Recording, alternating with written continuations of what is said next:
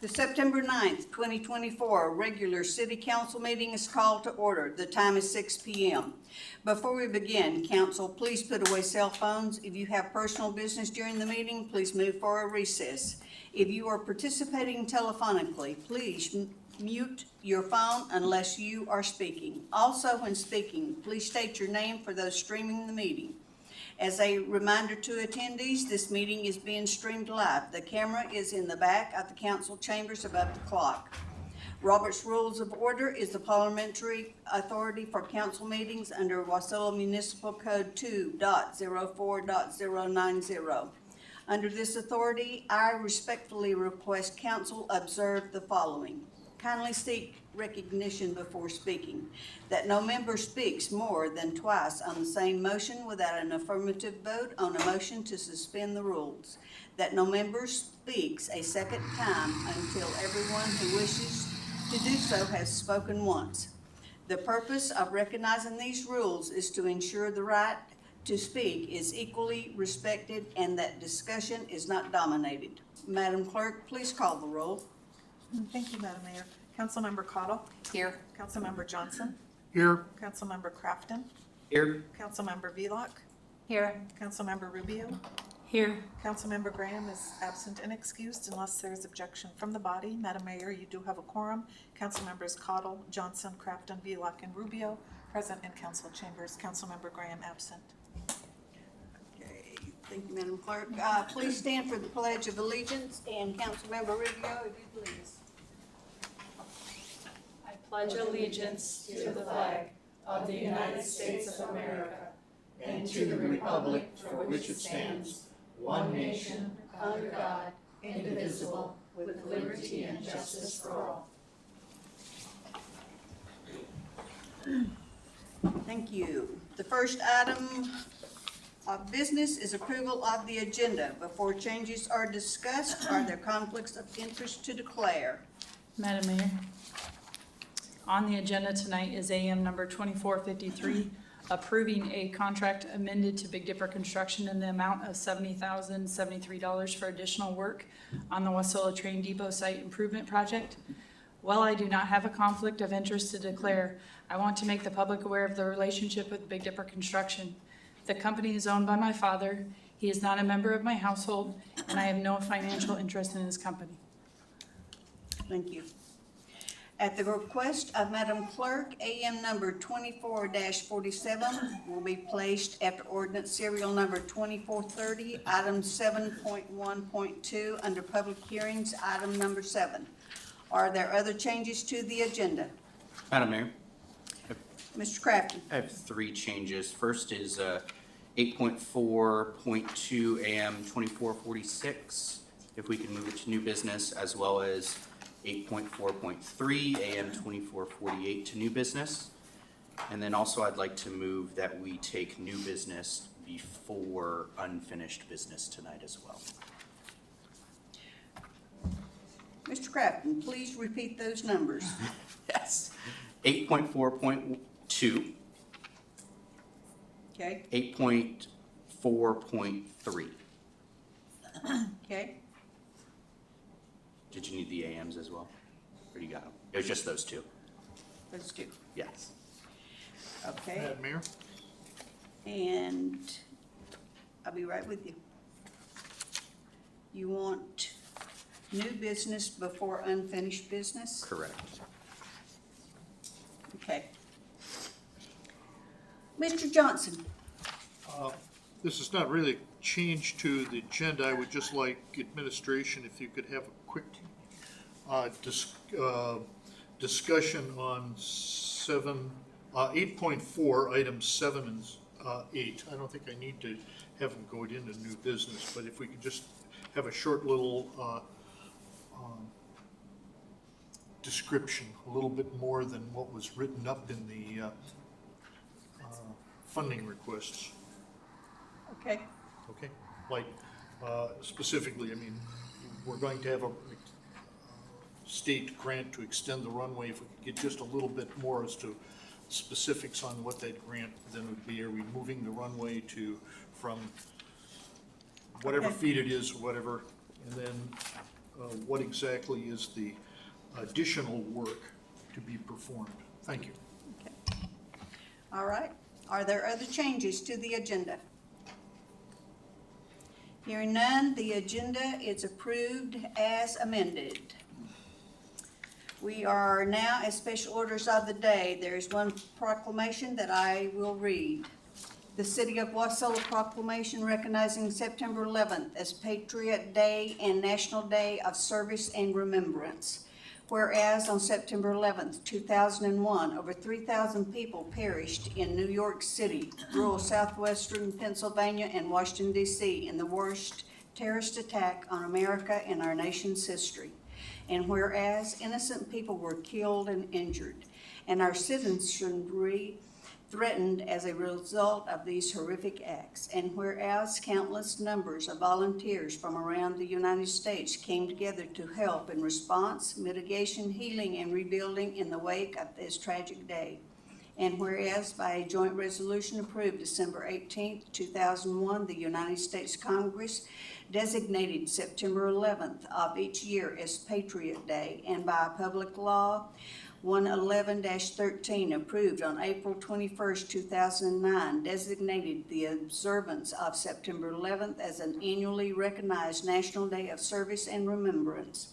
And whereas the death and destruction did not weaken the spirit of the American people, but instead it united our citizenry and resulted in public and private expression of heroism, compassion, and patriotism.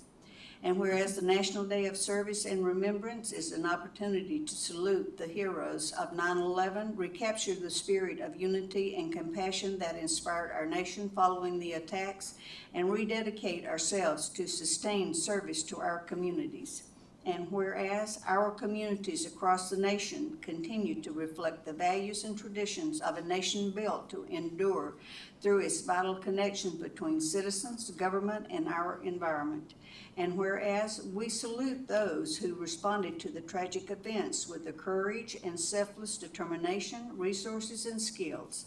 And whereas the City of Wasilla honors the memories of those lost and recognizes the service of all the men and women whose mission is to protect us. Now therefore I, Glenda D. Ledford, Mayor of the City of Wasilla, hereby proclaim September 11th, 2024 as Patriot Day, a National Day of Service and Remembrance in Wasilla, dated this 9th day of September 2024. And we are on to commission and agency reports. Deputy Administrator Nygaard, provide a report on the Planning Commission. Thank you, Madam Mayor. On Tuesday, August 27th, the Planning Commission met and passed legislation for a rezone of the PUD that exists with the Cook Inlet Housing Authority on Yenlo, and that legislation will be before you on the 23rd of September. Okay, thank you. Lastly, we'll hear from the Wasilla High School student representative. Please come forward and provide your report. And please start by giving me your first and last name for the record. Have a seat. Hi, I'm Allie Devine, and I'm a senior at Wasilla High School, and I'm also the student body president. Our first thing, we had homecoming last week, and it was all success. We had our bonfire and Powerpuff game on Thursday, and the seniors won that game. And then we had our dance on Saturday, which was neon themed, which was really fun, and a lot of people came. Flag football has been doing really well. They've only lost one game against South. And Wasilla High School is hosting the first ever ASAA flag football state championship on October 17th through the 19th. And we had our academic fall assembly where our principal recognized students for the NC3 certifications and the AP. Wasilla High School had 46 AP scholars, which is 21 more than the previous year. And an AP scholar is when you score a 3, 4, 5 on 3 or more AP exams. Our volleyball team had their first game at home against South last week and are currently first in the state. And lastly, our first cafe of the new school year will be Wednesday, September 18th at 8 a.m. in the Commons. We invite City Council members. Principal Marvel will be updating the Wasilla community on many academic successes Wasilla High School has seen in the past year. Thank you. Thank you. Madam Mayor, Yes. would you repeat the invitation for the city council for the date and time? Yes, it's September 18th at 8 a.m. And that's at the cafeteria? In the Commons, so right when you Okay, walk in. thank you. Good. Thank you. Thank you. And we are now at public hearings. There are 2 ordinances scheduled for public hearing. Madam Clerk, please read ordinance serial number 2429 by title. Thank you, Madam Mayor. That's accepting a planning block grant from the Matanuska-Susitna Borough in the amount of $100,000 and appropriating funds to the fiscal year 2025 budget for the comprehensive plan development. The public hearing on ordinance serial number 24-29 is now open. Anyone wishing to testify, please come forward and begin by stating your first and last name. Comments are limited to 3 minutes per person. And seeing no one, we will close public hearing on ordinance serial number 2429. Is there a motion to adopt ordinance serial number 2429? Madam Mayor, may I ask a question about it before we vote to adopt it? Oh, when we get to discussion, you can. All right, then I'll move to adopt. Okay. Madam Mayor, I second that. It's been moved by Councilmember Cottle and seconded by Councilmember Crafton to adopt ordinance serial number 2429. Is there discussion? Madam Mayor? Yeah. I'm not sure who is the one to answer this, but looking at the contract for this, on page 6 of 7, number 4, under unemployment insurance, it says unemployment insurance by payment of employment security taxes for all library employees hired by city. Did I miss something on why this says library employees? HR, do you have an answer? No, ma'am, this did not come for the human resources. Okay.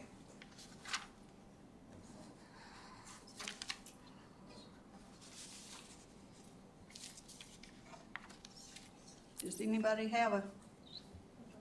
What page again? It's 6 of 7 of the contract, or page 15 of 667 of the packet.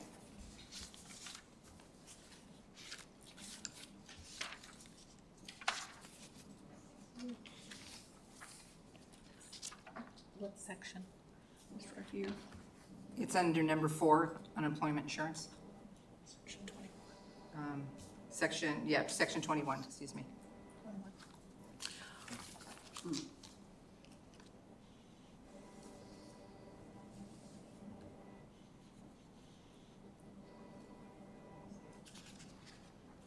Is it number 4?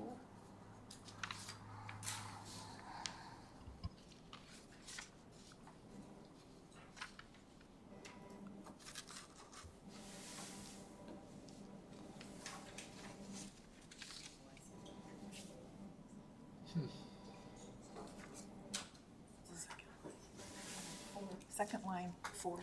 There. It's I think it's a typo. number 4. Yeah, it's just it's a typo that must have been from a different contract that they have, but from a different time. But yeah, it has no pertainment to this agreement in regards to our planning block grant, I guess you could say. Would it be prudent to ask the borough to redo this then? Mm-hmm. Thank you. Yes. Madam Mayor? Mr. Crafton? Just to clarify on that one there, so should the word library just not be there? Is that what I'm understanding? Is it's just in reference to all employees, not specifically library employees, essentially? Correct. Okay. Yes. And another question, Madam Mayor? Okay, Again, not sure who would answer this one. So if I remember correctly, we were working on funding the comprehensive plan when we were doing budgeting this year. Is this the first allocation to it, or was this basically helping support it so we more or less freed up $100,000 that we were already planning on spending on it? How is some of the money looking for this comprehensive plan? And then also, does this cover all of the cost? Or are we gonna need more funding for it?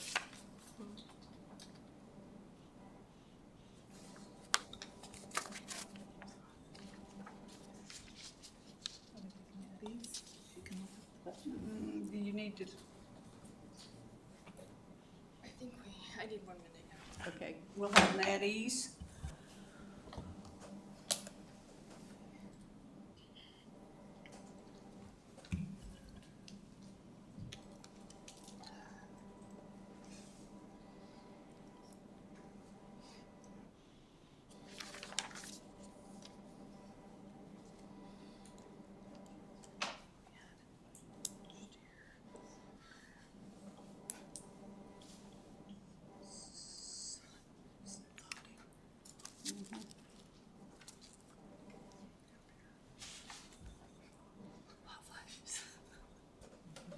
Okay, we are back on the record.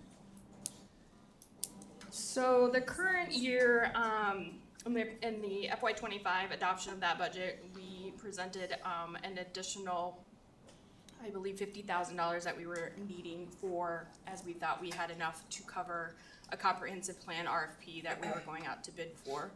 At that point in time, at the end of FY '24's rollover, and with the $50,000, we currently have a budget balance of $95,174 in the comp plan CIP budget. As we have gone out to RFP since then and gotten bids back and proposals, we are finding out that it's much more expensive than $95,000 to do a comprehensive plan with all the stakeholder engagements and other items that we need in regards to that. So this extra $100,000 is to help cover for that bid process, to cover that comprehensive plan that we are going to be bringing once this money is approved, so that we have the budget appropriated for the RFP that will be coming at the next meeting. With regards to the other $100,000, so we normally have $100,000 that we are appropriate in the original adoption of the budget. That normally has $25,000 that we have funded to go through to youth court for public safety and things of that nature, and then the $75,000 remaining goes into the planning grant normal operating budget to help offset planning costs and things of that nature. So that's normally where we put the original $100,000. Yeah, no, I was curious about this, because this is the additional 100,000 that came down. Yes, the Matthew Originally, Rubeo is- we get the normal 100, and this was an additional 100 that came this year. And then, so it sounds like at the next meeting, we should be seeing an allocation for roughly $200,000 to pay for the comprehensive plan. So $100,000 here and $100,000 we had already allocated for it. Correct. Okay, perfect. So this, we needed an additional $100,000 is Yes, what I understand. correct. Okay, sounds good. Thank you, Mayor. Is there further discussion? Hearing none, is there an objection to the motion? Hearing none, the motion is adopted. Madam Clerk, please read ordinance serial number 2430 and AM 24-47 by title. Thank you, Madam Mayor. Ordinance serial number 2430, amending the fiscal year 2025 budget by appropriating $14,285 from the general fund balance to the Park Shop Maintenance Fund and the Road Shop Maintenance Fund for janitorial services, accompanied with AM number 2447 contract award to Premier Janitorial Services in the amount of $50,595 for janitorial services at the roads and park shops. Okay. The public hearing on ordinance serial number 2430 is now open. Anyone wishing to testify, please come forward and begin by stating your first and last name. Comments are limited to 3 minutes per person. Seeing no one, the public hearing is closed. Is there a motion to adopt ordinance serial number 24-30 and the AM 24-47? Madam Mayor, Yes. I move ordinance serial number 2430 and its accompanying AM 2447. Is there a second? Rubio seconds. It's been moved by Councilmember Crafton and seconded by Councilmember Rubio to adopt ordinance serial number 24-30 and AM number 24-47. Is there discussion? Hearing none, is there objection to the motion? Hearing none, the motion is adopted. We are now at persons to be heard, a time for members of the public to share their views with the council. This is not a question and answer period or a time for dialogue. Speakers may be referred to administration, or issues raised may be taken under advisement by the council or administration. Additionally, over the last year, the city of Wasilla has routinely had members of the public attend and read excerpts from novels, some of which involve sexual content and are descriptions of incest or domestic violence that are not intended for children under the age of 14 and or may be triggering to listeners and viewers. For those of you with young children viewing or listening to this meeting, or who may be triggered by the descriptions of incest or domestic violence, please be aware we are now entering public comment and you may want to mute the video or temporarily exit the meeting. We will notify the public when public comment has ended and council is moving on to the next item on the agenda. For those of you participating in public comment tonight, I respectfully ask you to remember that our attendees, viewers, and listeners may be under the age of 14 or victims of domestic violence and are not choosing to read the passages that you are choosing to read to them. We will begin public testimony from Sharon Johnson for Senator Wilson. Please begin your testimony by stating your first and last name and if you're a city resident. Comments are limited to 3 minutes. Good evening, Mayor and City Council members. Sharon Johnson, not a resident of the city, but I am here to represent Senator Wilson this evening. He is at another meeting, so I get to be here. And I am garbed from berry picking. I just came out of Hatcher's Pass, and yes, it was wet up there, but it was worth it. And he just asked me to remind everyone that we are available for any needs, help constituents here in the city or elsewhere, and help with navigating the government. And we can be reached at, I remember to bring the phone number this time, 907-376-4866, or email us at any time, drop by the office. I still try to go in the mornings if I'm not berry picking. And otherwise email at Senator David Wilson at akleg.gov and any of the rest of us. But we're there to help with any needs. And thank you. Thank you. And public hearing is now closed. We are now on to the consent agenda. Madam Clerk, please read the titles of the items for approval under the consent agenda by title. Thank you, Madam Mayor. Before you do, I'd like to read this statement. No. Oh, that's right, it got pulled. Never mind. Sorry, I didn't. Sorry, Go ahead, Madam Clerk. but I think Mr. Johnson, that's what I thought. Did you have a question? No, I mean, just I would like administration to talk about items 7 and 8, that's all. Do you want to pull those, or do you want to talk about them before I read the consent? Just or- talk about them a little bit as you read the title. You know, Okay, will do.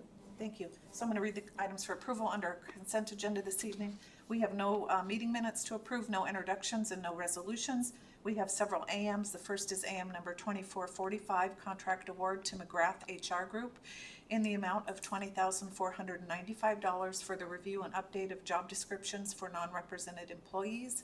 AM number 2449, contract award to HDL Engineering Consultants in the amount not to exceed $1,865,000 $1,865,330 for Palmer Wasilla Water Main Interconnect Design Services. AM number 2450, approving a contract amendment to Neeser Construction Incorporated in the amount of $206,800 for additional work on the Apron E project at the Wasilla Municipal Airport. AM number 2451, approving a payment to Matanuska Electric Association and K&H Civil Contractors LLC in the amount of $54,275.61 for reimbursement of costs for MEA extension and related easements for the South Airport Loop. AM number 2452, term contract task order to HDL Engineering in the amount of $382,635 for consulting services for Wasilla Airport runway extension environmental assessment. And lastly, AM number 2453, approving a contract amendment to Big Dipper Construction in the amount of $70,073 for additional work on the Wasilla Train Depot site improvements. Okay. Before I call for a motion, Mr. Johnson, you want to ask your question about AM number 2452? Yeah, thank you, Madam Mayor. Just a quick question then. So we're going to have, go and get a report basically from HDL, and there was a long write-up in there. So do we expect then to have a follow-on request for such a runway extension, or are we going to be applying for it, or just what? Yeah, thank you for that question. So this funding will start the environmental process to meet the FAA's requirements for a runway extension. And so they'll start the review process and build the report that the FAA expects to see. Thank you, that's all I needed. Okay. Okay, you want to, your next question on AM number 24-53? Yes, thank you. I have been watching with close, mainly because I live very close to the depot, and I really like what I see there. I thought that we had already appropriated all of the money to do it, and yet apparently there's still something to be done there, and I didn't quite understand what is to be done. Is this the pavilion? Thank you for that question. It is not the pavilion. It is to address some extra concrete sidewalk around the building to make sure the intertie between the sidewalks and the building was ADA safe, and then some improvements to drainage for protection, especially during breakup in the spring. Madam Mayor, may I ask a follow-on question to that? I saw a bunch of concrete work that they had done there. Was this already completed, it looks like, or was this going to be completed?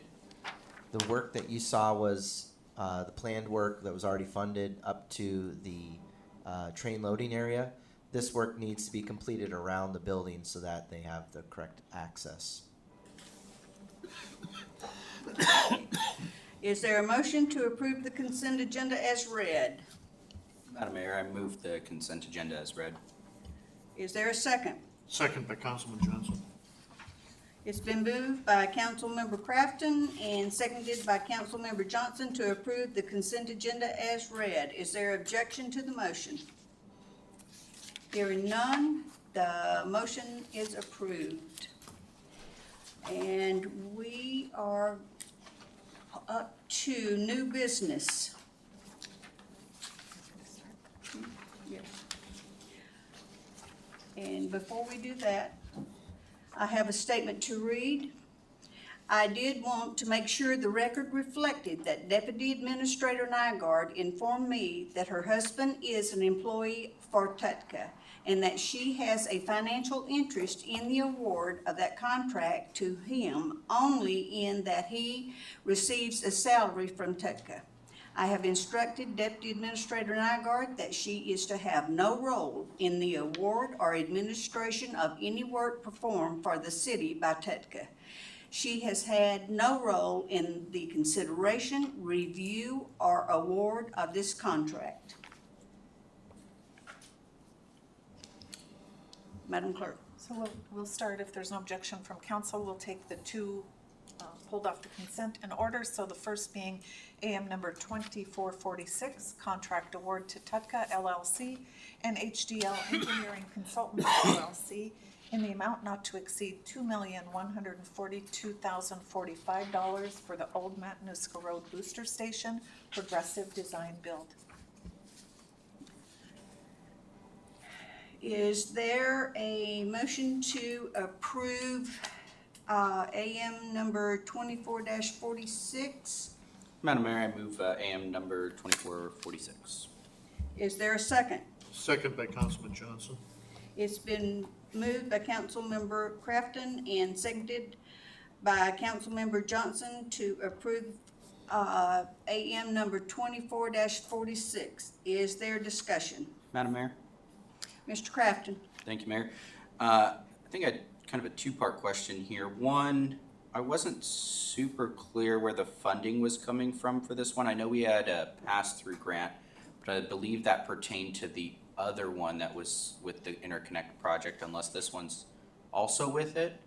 I guess we'll take that question first. I'd want to ask after that. Through the mayor. So this is also funded from the borough through the ARPA pass-through grant.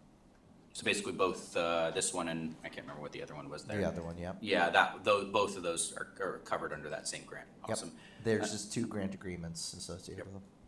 And second question, could we just have a little bit more clarification around like what this portion of the project does? I just wasn't super clear on this portion of the explanation.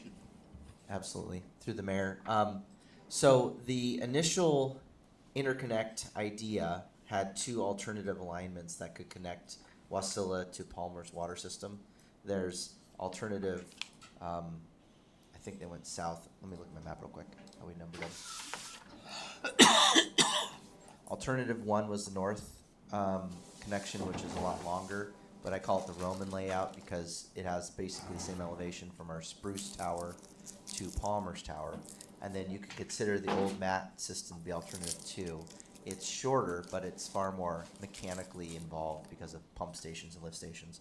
And so when we worked with the borough to receive that funding, they wanted to have both alternatives kind of separate in the grant agreements. And so that's why you see this one called out as the old mat alignment. We'll be working through with the design build team to figure out the most cost-effective routing and system to advance that design. And so this would be the most ambitious civil project that the cities and the borough have taken on together. And so it's, the initial study that got this started was a 30,000-foot look at what we could do to add resiliency and redundancy to our water systems. And the borough is very interested in not choosing one right off the bat. They wanted to fund the option to look at both so that we could make the wisest long-term decision. So while it's called the Old Mat Booster Project, it's really the South Alignment Project to figure out what we can do to effectively connect and protect our water systems on both alignments going forward. Madam Mayor, if I could ask a follow-up to that. You mentioned trying to find the most cost-effective route. Generally, we try and steer with the most inexpensive projects a lot of times, and that's why we put things out to bid. Is this something that we're going to look at and go, yeah, this might be the more inexpensive route and more cost-effective route, but long-term, it's not really the best option of the two? Are we going to be taking into account like, hey, this one might cost more, but at the end of the day, it's going to just benefit us clearly more, and we're going to go with that route, whichever one it might be that time. Is that being taken into consideration with this?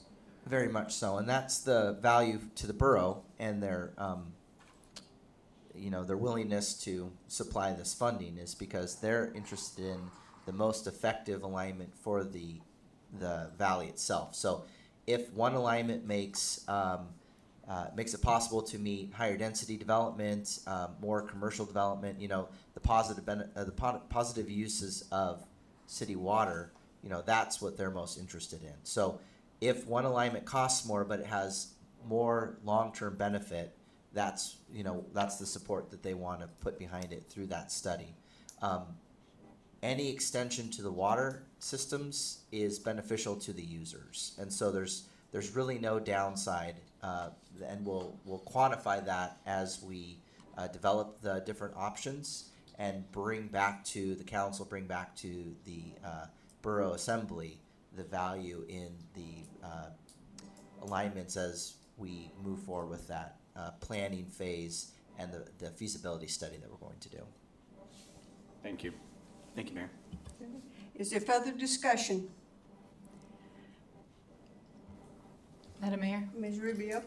Okay. Can you guys help me understand, on this, AM here?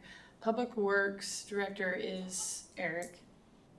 The Public Works Deputy Director is who?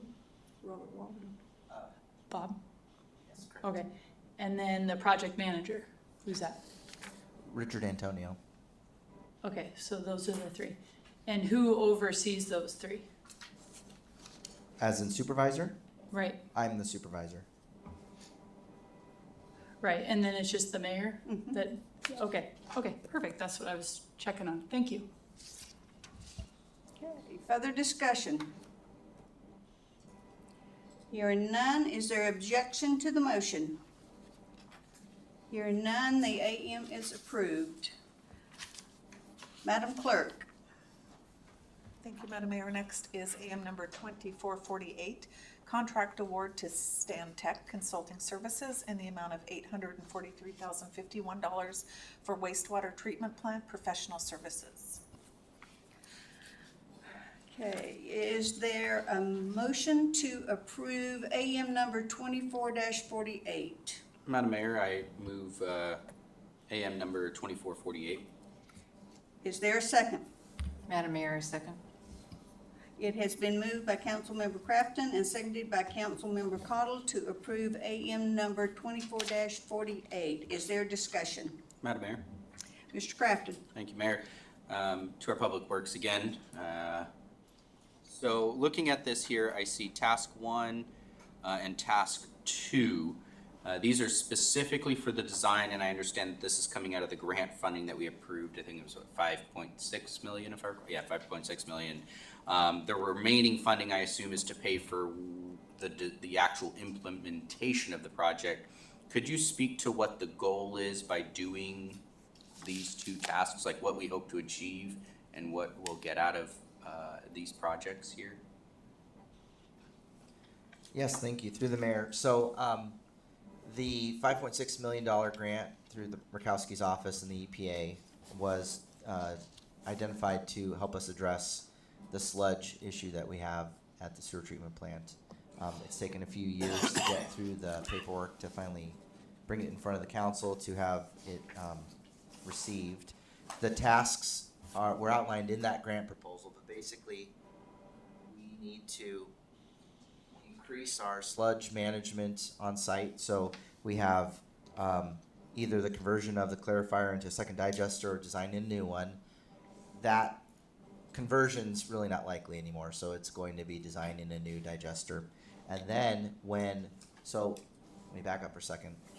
So when our operators visit a septic tank and withdraw the sludge out of the septic tank, they bring it back to our facility and it goes into a digester where bubbles are blown into it with large compressors, and the bacteria break down the rest of the organics in about a 30-day process. The solids that can't be digested because they're as digested as possible are settled, and then they are currently discharged out of that tank into drying beds. You can imagine rainy weather and frozen weather, nothing dries. And so it's an inefficient system that's outdated. And so not only do we need more capacity to treat sludge, we need a better capacity to manage that sludge.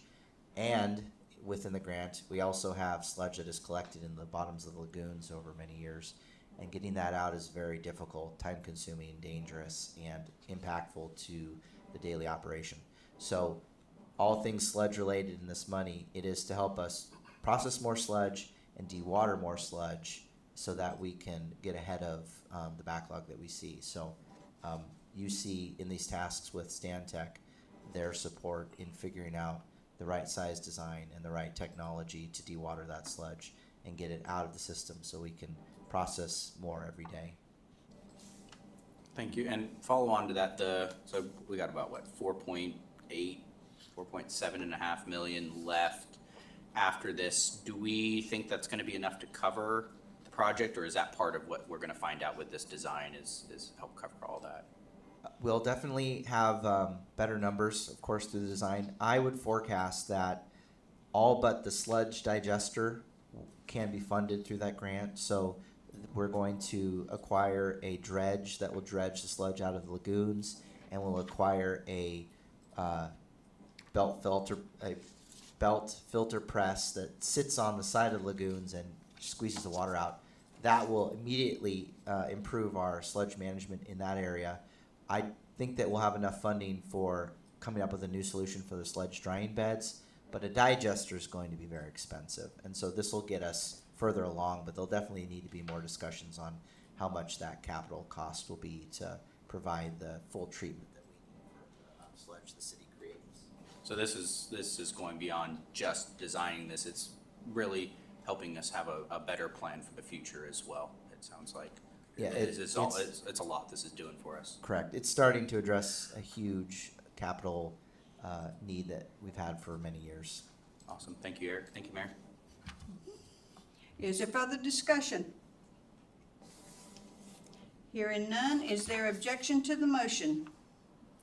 Hearing none, AM number 24-48 is approved. And now, we are on to unfinished business. No, we got one more. Oh. Sorry. May- Which one? Yes. Yep, next we have new business, item 10.1, discussion on reducing traffic congestion at the intersection of the Parks and Palmer-Wasilla highways.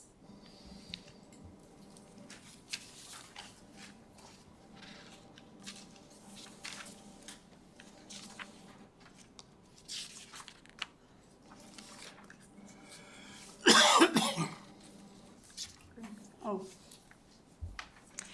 Mr. Crafton? Madam Mayor, I move that we enter committee of the whole for a little bit more of a free-flowing discussion on this topic. Okay, is there a second? Rubio seconds. Been moved by Crafton and seconded by Rubio to enter the committee of the whole. We are in committee of the whole at 6:42 PM. Mr. Crafton? Thank you, Mayor. In front of you is a big old piece of paper. Thank you, our clerk, for printing this out. I was not expecting this large, but it'll help you visualize what's happening here. Yeah, if you want to pull it closer, thank you. If you've spent any time driving through the city of Wasilla right now, you've probably noticed a bit of a traffic hiccup coming down the Parks Highway to the Palmer-Wasilla intersection right now.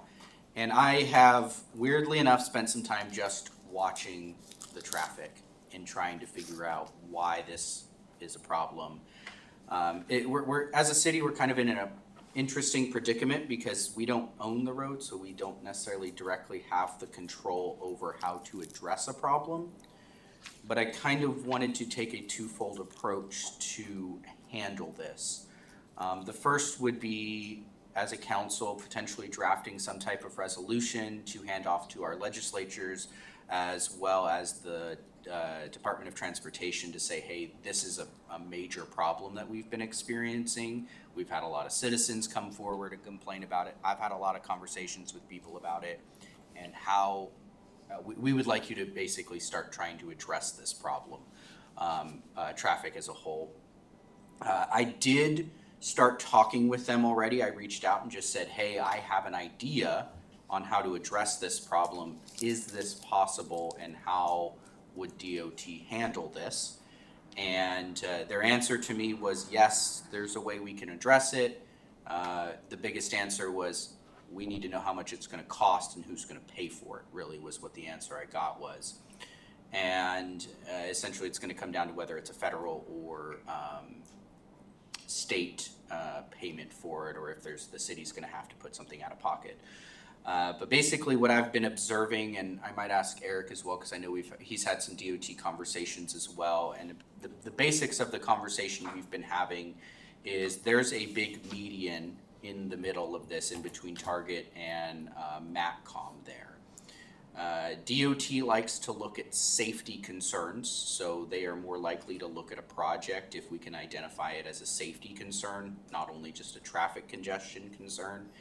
And so some of what I'm hoping to potentially draft is a resolution, and I would love the council's input so we could put something forward, is essentially moving a median here to help extend the turn lanes.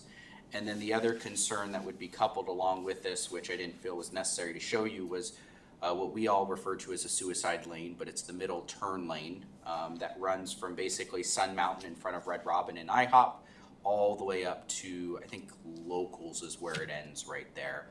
And some of the conversations that were already starting to be had was creating dedicated turn lanes instead of what we refer to as a suicide lane.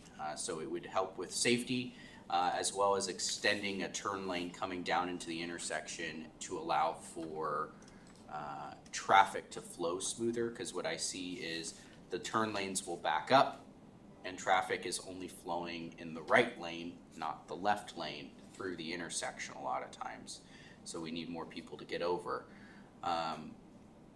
Some of the other concerns, though, that were brought up was it would push traffic further down. I know Eric also mentioned, well, Palmer-Wasilla Bridge has some options for expansion. So I think this is a really long game picture that we're looking at, but it is something that DOT said, depending on how you get funded, is something that we could actually be looking at within a 2 to 3 year mark for getting addressed. So I'd be curious to hear what the other council members' thoughts are on it, or if Eric wanted to jump in and make some comments as to how we can work on something like this. Eric, or Ian, I can tell you that for the last 2 years, I have talked to Commissioner Anderson and also to the director about that lane there at, Target and MatCom. I've talked to them about that. And they're like, yeah, we're on it. And I'm like, how many more people is it gonna take to get killed there before you really get on it? And that was another statistic I was hoping we could have, is if the police jumped in and said, hey, look, like, we've got data on this that shows that this is a traffic concern. I remember at one point, the police station was there, so I believe that turn lane was very necessary. I don't know if Officer Lopez can speak to it there, if it was necessary or if you guys still need it there. But I mean, I know the amount of times I've come into this area and there's people sitting in the middle of the road right there where honestly they shouldn't be. And so that's one of the things, was hoping to close that section, move the median over and extend that turn lane. Essentially it'd create a 3-lane there. Some of the initial comments I got from DOT were actually saying that my concern was this bridge right there over, Cottonwood Creek there, if it was gonna support the weight of additional traffic if you had a 3rd lane, and they said it is possible. They gave me some other comments around safety and, we don't really wanna do it, but I was like, if we have enough people to tell you to do it and we can get the funding for it, that's what you guys do. So that's kind of where this is coming to, is trying to say, hey, we need this done. Lieutenant Lopez, do you want to weigh in on the safety concerns there? Yes, Madam Mayor. Mr. Crafton, to answer your question, from a law enforcement perspective, we no longer have recurring police traffic that's using that intersection. That building is now MatCom Public Safety Dispatch Center on the 2nd floor, and the 1st floor is the Borough Emergency Operations Center. But I do know that access road is a common way that folks will traverse to get to like the Alaska Club, for example, and then to bypass some of the traffic to get back towards where Fairview Loop connects back through Enterprise is the connecting road. I wouldn't be opposed. I've thought the same thing for many years. It might be in our best interest to look at a traffic safety study. I can say, having in the last 10 years, there's not been a fatality at that intersection, but there have been a number of motor vehicle collisions at that intersection. But yeah, I've experienced the same thing. Congested traffic, people will enter that turn area and then kind of block, and it's dangerous. I would agree from a safety standpoint. I don't know if that answers your question, but I don't know if DOT would allow you to eliminate that access point, but that would be a consideration.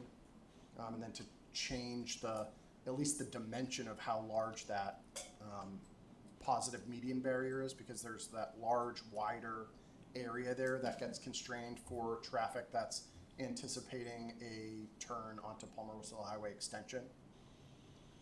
But that's where that congestion starts. Eric? So I'll just add to that. So I've spoken with the section chief for the Matsu Borough Valley and with DOT. And he said that with our traffic load and the number of accidents, we're at risk of becoming a safety corridor, which isn't what we want. And so they're very supportive of us coming to the table with some solutions. I think the largest problem is going to be managing business owners along that path that feel like they've lost access. So if you look at Creekside Plaza and you look at Sun Mountain, they want to have free-flowing access for their customers. And if left turns across into that dual turn lane are eliminated, there's going to be a lot of public outcry. So that'll take some confidence in the council to support something like that for the, for safety as the greater good, because access will change. I can tell you that the DOT thinks of those multiple driveways that go into Sun Mountain.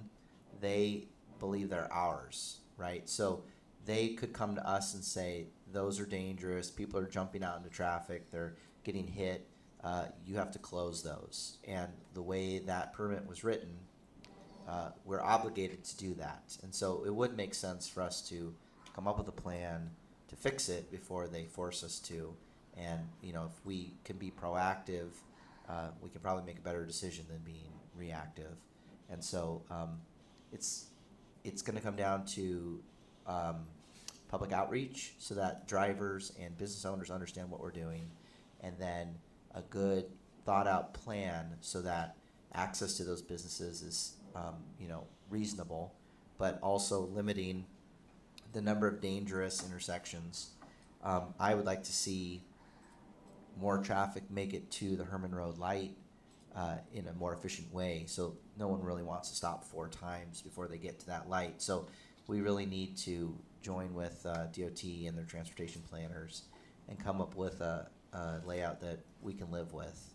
Because if we're pushed to make changes, I think they'll be more short-sighted than if we meet at the table early on. But the clock is ticking, because eventually, with the number of crashes, DOT is going to be pushed to do something. And I agree with Mr. Crafton that we should probably be proactive about that.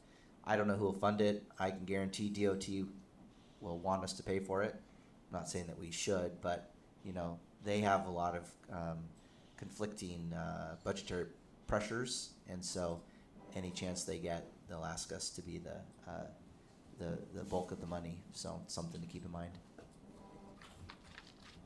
Madam Mayor? Yes. Speaking of around Herman Road, wasn't that going to be punched through to help alleviate traffic? Yep, that's correct. It's still an active project. Okay. They're saying 2 years from now it should be under construction. And also, like the timing of the traffic lights, would it be beneficial if they were timed where traffic could just flow? But you seem to just, and some are 3 minutes, some are 1 minute, some are 2. Sometimes you hit every light, and so I don't know if the timing, like how they do on L Street in Anchorage, where you just nicely go through town. So I don't know if we could talk about something like that.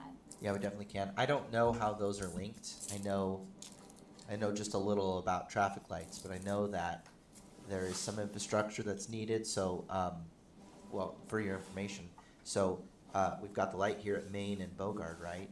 And then we've got the Nelson light over here. Those are actually connected. I did not know that. They have a phone line that runs between them, and that's how they know how they're synced. I'm not saying that. I don't know how these are connected, but I think there's definitely multiple options to try to just squeeze out as much efficiency as possible, because as Sergeant Lopez alluded to, when you get traffic, you get people that get grumpy, and then they start to make bad decisions, like driving over medians or blocking traffic to turn left at a Target, that sort of stuff.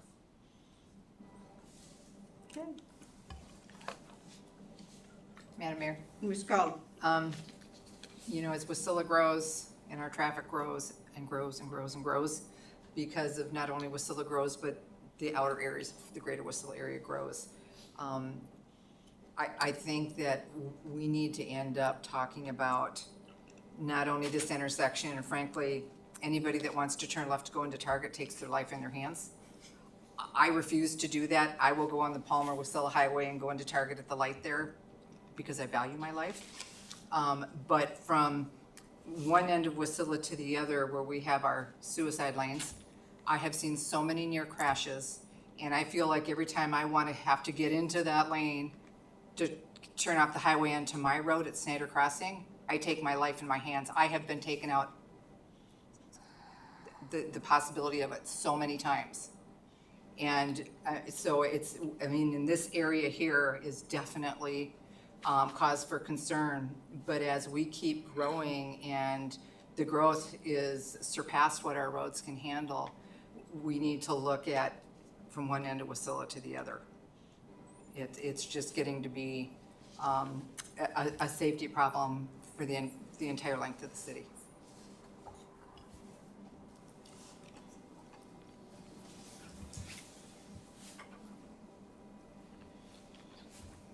But, Mr. Johnson? Madam Mayor, I think my comment is I've used the excess roads probably as a better way of getting around.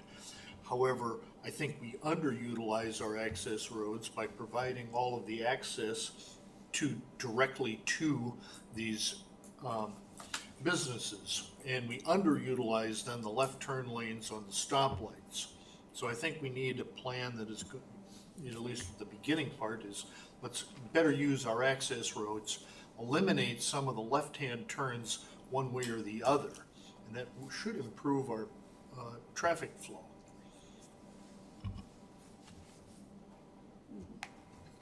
Through the chair to the council and to Eric, I don't know how this plays in, but remember we had the rep from DOT, I believe, and they have the Parks Highway Alternative Corridor Pell study is in the works. And so that is basically bypassing Wasilla. And so I don't know how the two projects would work, but it looks to be there is some planning for DOT to address Wasilla's traffic problem. So just reminding the council of that. Madam Mayor. Couple points actually. First to our clerks there. So that was one of the questions I asked when I reached out to DOT. From what I understand, it's all but dead because the alternative corridor comments have come back so negative that basically they've shut down the project. It's all but, and asking a couple of our legislators as well, they've basically said it sounds like that at this time it's basically off the table. And that goes back into Councilmember Cottle's here as well, is yes, we do need to address a way to get from one side of Wasilla to the other side of Wasilla without necessarily driving through the center. And I mean, my gosh, it takes 20 minutes to get from Walmart to Church Road right now, sometimes even longer. And I mean, you could drive, it's funny because we used to make fun of Anchorage all the time for their problems, and now you can traverse the entirety of Anchorage faster than you could traverse Wasilla, which is honestly very sad to think about considering its size. And that's what it looks at, is it saying, I understand that this is not a long-term it's not the permanent solution. It's hey, let's get a fix so that we can start looking at the bigger picture. It's kind of like our wastewater problem, is we need to redesign this massive system, but we can't even buy ourselves the time to get to the end goal without doing something in between now and then. And that's what I'm looking at here is, how can we start addressing something that's such a serious problem, coming to the table with DOT and saying, hey, let's talk about it and do something that benefits us a bit more than being backed into the corner by DOT, them saying, hey, you have to do this or else. This is your option. And that's what I want to try to avoid. So I mean, my ask to the council would be is if, two things. One, if we brought forward a resolution, if we came back later with it, if we could have a conversation around that, and then two, we are getting to the end of the year, so we're looking at capital improvement projects, and we're also gonna be, doing our legislative ask as well as our, what's it called, goals and initiatives. My gosh, it feels like we just did it yesterday. And so that would be the other ask, is that we put some type of language around, not necessarily this intersection, but traffic congestion, forward to, the rest of our partners, just saying, hey, we've got a problem. We need to address it as a whole, because again, just like we're learning with our Palmer interconnect, it's Wasilla is not just on its own. Other people have a buy-in to what we do here, and if we can get assistance and we're all on the same page, we can work together to achieve some really great things like we're talking about with the Palmer interconnect. Holly?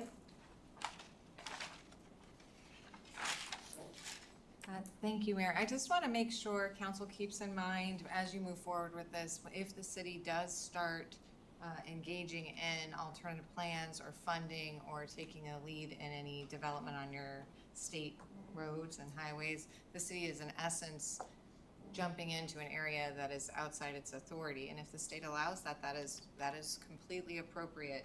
But one of the things that you'll see a lot when communities do this, they'll have, for example, a highway plan that is a portion of their comp plan, or they'll develop a RFP that really addresses the safety measures and those questions with a qualified sort of traffic engineer, so that any liability or any risk that comes with taking on that additional role, which is not traditionally the city's, right, for these particular types of roads, and given the risks, especially here in Wasilla, those are steps that you'll see them take, then go with your plan. Usually the state is a funding partner in those plans. I think Anchorage has one. I'm not sure who else has one, but I can, that's something we can look into. The other option is the RFP, but I would recommend that you work with Public Works to make sure you have engineering assessments and input if we are proposing how traffic should flow on these state roads. Eric? I'll add to what Holly said. I think the mechanism to affect change is to use our membership in the MPO, and so bring the support, whether it be a resolution or some other support, and say we want Wasilla to bring forward this idea. We want to work with DOT that's also on the MPO, and say, DOT, you get funding, and we want you to spend some of that on this and whatever, if we put some money in or not. But I think that's what the MPO is made for, right? Is the city of Wasilla, its decision makers have a seat at the table with DOT as a partner, and say, this is really important to us, because there's going to be competing voices, right? The borough has things that they want the MPO to do.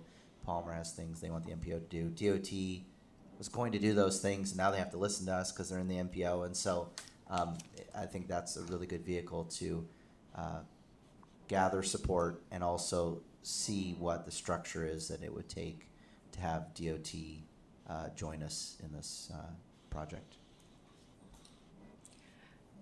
I know DOT has said that pushing Seward Meridian all the way through will help alleviate some of this traffic. And then in 2 years, when they push through Herman, that'll help some more. Because a lot of people are going to Sun Mountain, and that's good for us. So here we are, growing pains, and it's very difficult. But I agree with Eric on the MPO, because that gives us more control to partner with DOT, the borough, and Palmer. But it also, it helps us have control over the money, where it's gonna be spent, instead of DOT telling us we're gonna do A, B, or C, and we're wanting to do X, Y, and Z. So I think the MPOs is going to be a good solution for us as in the future. Okay, anything else? Madam Mayor, I move that we exit committee of the whole. Okay, is there a second? Mayor, I second. It has been moved by Councilmember Crafton and seconded by Councilmember Delotte to exit committee of the whole. Is there objection to the motion? Hearing none, we are out of committee of the whole at 7:05 p.m. We are on to unfinished business. Okay, we are now at unfinished business. Madam Clerk, please read the title of the ordinance. Thank you. First item under unfinished business this evening is ordinance serial number 2426, amending Wasilla Municipal Code, Section 204 or 035 to increase council member compensation for attendance at council meetings, irrespective of the meeting type, and amending subsection 204-060B to remove the mayor's authority to call special meetings. Motion to adopt is pending. This item was postponed from both the August 12th and August 26th meetings. Okay. The motion is already on the floor, so is there discussion? Madam Mayor. Mr. Crafton? Question to our clerk here. The sponsor of this ordinance is not here tonight. I mean, we've already postponed this twice now. I mean, can we even postpone it again? Can we continue postponing it? Through the chair to Councilmember Crafton, there's nothing I'm aware of in Robert's Rules of Order that limits the amount of times you can postpone an item. Madam Mayor, in my conversation, I think it was on Saturday, Stu asked us if we could postpone it till next meeting. So I would say that the postponement would really be at his request. Is there a motion to postpone? Next regular meeting. So moved by Councilman Johnson. Is there a second? By Rubio. Motion to postpone has been made by Councilmember Johnson and seconded by Councilmember Rubio. Is there discussion on that motion? Hearing none, is there objection to the motion? Then it will be postponed until September 23rd meeting. Okay, we are on to 9.2. Madam Mayor, next item of business is continued discussion, consideration, and possible action on the draft rewrite of Wasilla Municipal Code Title 16, the Land Development Code, which repeals and reenacts Title 16 to substantially change the uses permitted in each zoning district, the review, enforcement, and permitting procedures, the planned unit development, landscaping, parking, conditional use, and variance procedures, and the design standards imposed in the city. Is there a motion to enter the committee of the whole? Madam Mayor, I move that we enter committee of the whole for the discussion of Title 16. Is there a second? Second by Councilman Johnson. It's been moved by Councilmember Crafton and seconded by Councilmember Johnson to enter the committee of the whole. Is there objection to the motion? Hearing none, we are now in committee of the whole and the time is 7:08 Madam Mayor, p.m. may I request a 2-minute adjournment or whatever? We will Thank you. be at ease for 2 minutes. 2 minutes. 2 minutes. I'm timing you. gonna say potty break. What's that thing called again?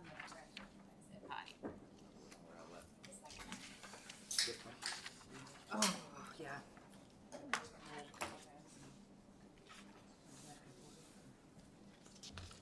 Started wanting to read the red line a bit more. That's usually what I start with. There's The red been line, and then I go and look at the rewrite. Yeah, there's a couple times where I have to look at it just as well. It jumps too much. Yeah, I agree. But for the most part, I see what's being done. And you might want to just make a note, as we move through things, there's a unique component for this particular division in that we have taken and created separate red lines for landscaping and density and dimensional requirements so that it's easier to see the changes, and when you use something that small, it actually is a useful red line. So we wanted to make sure that we had that for some of those meatier sections. So that's density and dimensional requirements, red line is on 577. The landscaping red line is on page 589. And the relevant code clean starts on page 207 of your packet, and the red line, the relevant component section of that red line starts on page 429. So I just we move between them. We never mean to, but we we end up going between the documents. So I thought maybe this would be useful. And Madam Mayor, if I am, Council, this was a handout at the last meeting. The two documents that Ms. Holly's referring to, they are in the packet. If it's easier for you, they were handouts. So I just wanted to clarify when I was reading them, because I've been making marks in my second Bible here just to make sure I have everything in one place. Was the handouts anything different than what should have been in the original binder, or was it just a copy of it? Nope, they're the same as the handouts. Okay, It's good. just- So I'm not going to just miss a copy. anything. So this may not be as helpful as some of you are referring, but at least you know where your documents are. So this is really helpful for the documents you're not really sure where to get your hands on them as we move forward. This is gonna be difficult in that we are gonna be talking about landscaping, parking. We're gonna be talking about all of the specific use criteria, which now includes short-term rentals and the density and dimensional requirements. So I would not expect us to move through Division 4 today.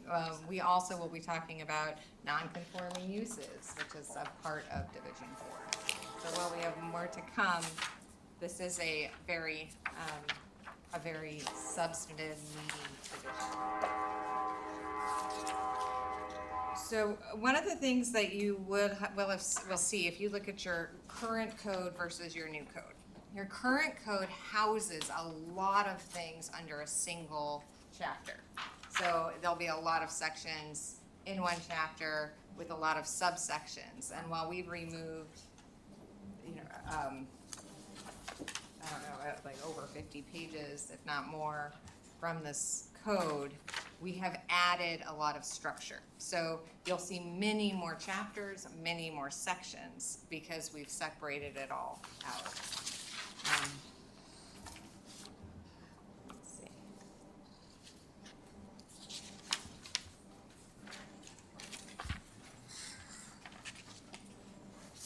All right, so we're going to start with density and dimensional requirements. So I'm going to give you a summary of the proposed revisions. And you can follow along on the PowerPoint, or I'll just be talking about them briefly, and then we'll go to the document together. So 1665.005, which is the density and dimensional requirements chapter,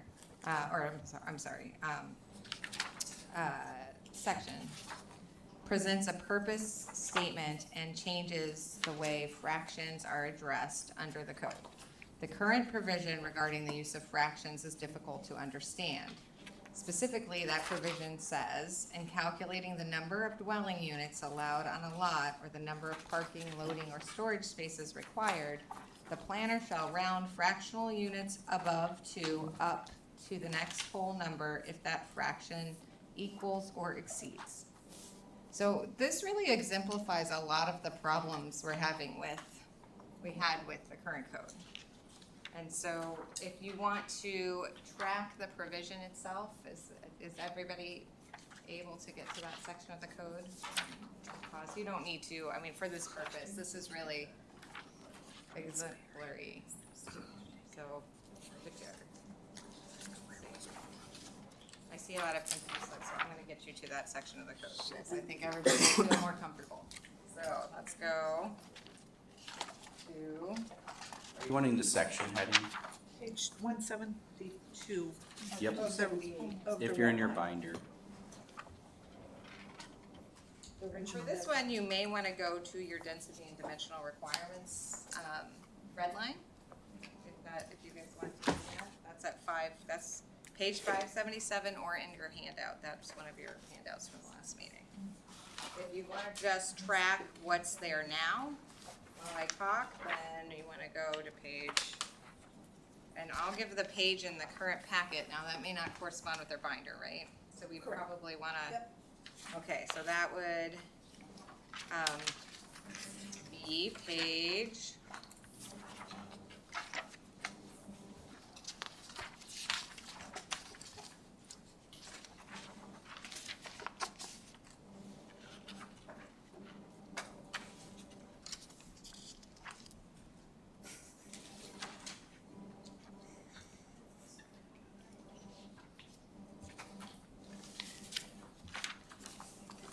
So Jamie, it's 226 on in the packet. Which I think is 172 Okay. in the Red line. in the binder. Does anybody not have what they need to feel like, okay, I'm ready? So just raise your hand, and we've got numbers, we got this. Okay. And I know this is frustrating, but I don't think there's another way to do something like this. You guys have just taken on too much of a mountain, and so, but it's a great mountain, and we're going to be dealing with a lot of it today. So that language I read you, and you can read up on the PowerPoint. One of the reasons why I want to point that out is it is so hard for me as an attorney to understand exactly what that means, even though the language is articulate and makes sense. The words are, they make sense. Our code is lawful. It is not the instruction we received regarding readability. So that is one of the things that we were sort of butting up against frequently in these sections, especially in density and dimensional requirements. So one of the things that we did is we proposed cleaner language regarding how we calculate the number of dwelling units. And so the language that we propose is the following. And calculating the number of dwelling units allowed on a lot or the number of parking, loading, or storage spaces required, decimal units shall round up to the next whole number if above 0.50 and down to previous whole number if below 0.50. So for us, when I worked on this with the Public Works Director and Deputy Administrator, we were just looking for clean, bright lines that people could say, okay, I got it. 0.50. I go up, I go down. I get it. It makes sense. The other thing to note is that 16.6510 does change the density requirements to remove previously unclear requirements that were based in part on access to water and sewer in the rural residential district. A review and comparison of the density provisions will be presented to council. This is in the PowerPoint, which we are doing now. We'll walk through those together as we delve into the language. But it is important to note there were changes to the actual dimensions to remove to provide greater clarity. So I guess one of the things I would ask council is, do you want to go through line by line the density and dimensional requirements? Is that something that we want to do? Did you prepare a question? So I am happy to go through it line by line and keep working through the code that way. But I don't know if this is, as we move into these meatier provisions, do we want a line by line or do we want to focus on the more substantive provisions and questions? No, I have questions already, so. And that could probably, we can try that approach, and then if you feel like you're just not getting enough of a review, we can go back to line by line. But we can just try the question and answer approach too. I'm gonna go with the question and answer approach unless I hear objection through the mayor. Yes. Mr. Crafton? Thank you, Mayor. Actually, we're right on density where I had some questions. The first part about it, though, was I think some confusion. Again, when we're looking at readability here, I know we had put back in the zoning section where we had really listed out the each zone, and then we said, hey, like, these are the permitted uses, these are the prohibited uses. I think it would be really confusing if you have that and then oh, by the way, you have these density requirements. I think the average person isn't going to think to go and double check this density requirement. So normally I'm not for putting them in two places, but I'm wondering if there's a way to tie this into that section specifically to make it more understanding for people to be able to know, like, dwelling units have a density limit, or restrictions, I should say, more so. I was almost wondering if this needs to be incorporated into it, but after further reading, I was like, no, it still needs its own section, but just this one density section, I'm wondering, and I don't know how we would do it. I know our deputy administrator's over there thinking about it too, probably like, that does make sense. From a planning perspective as well, because that's the struggle we run into, is where people come in and they go, well, I didn't know that, I read this one section, and we are trying to avoid them having to read multiple different sections to understand their specific need. We want to do the best we can for them to be able to look at one part of the code and understand everything all at once. Do you have any thoughts as to how we might be able to connect those two? And one thing I'll say, and this is, we should go back to that section. So we attempted, that's a very, very good point, and we did attempt to do that. We sort of struggled with the same thing. How do we add it, but not add so much of it that then we, then we are just we're just increasing or expanding the size of our code. So I think any one of them is a good, so in each district, under, right before, the two things we call out are parking and density and dimensional requirements. So each section, so let's just pick one, and let's look at the language and see if this works. And if it doesn't, we can expand it. But let's just take the public district, for example. So, and again, these are in each one. We try to be specific, but if you go to the public district, and I'm on page 195 of the packet, 47 of the clean code. So we have development, sorry, you guys, oh no. 115. And I am going to get and bring my binder, which I think that I'm causing you all great confusion by having sort of my own, so I'm going to have a binder and Jamie's going to help me be a little more user-friendly. But so if you go to that, this is what we have right now. Development and use in the public district is subject to the density and dimensional requirements in WMC Chapter 16.65, density and dimensional requirements. So that's its own section. In each district, there's a section that calls out.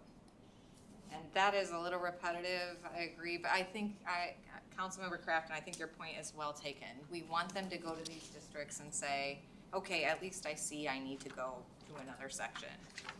And same for parking. Do you think, I guess the question would be, are you saying you think there might need to be a little bit more than just sort of the flag? Should we add something beyond the flag, like something that maybe gives them their setbacks or gives them some component of their density and dimensional requirements?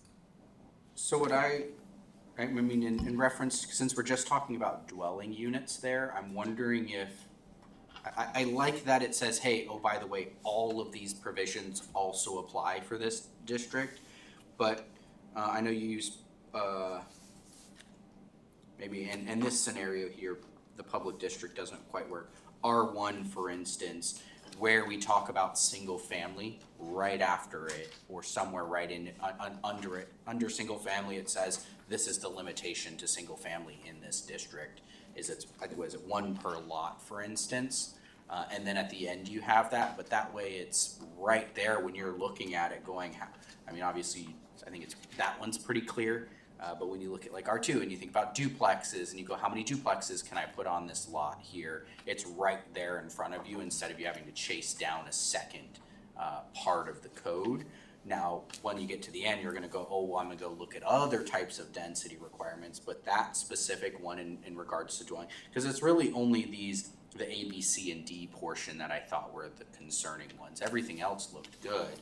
It was just, oh yeah, I can put a duplex in here. Okay, great.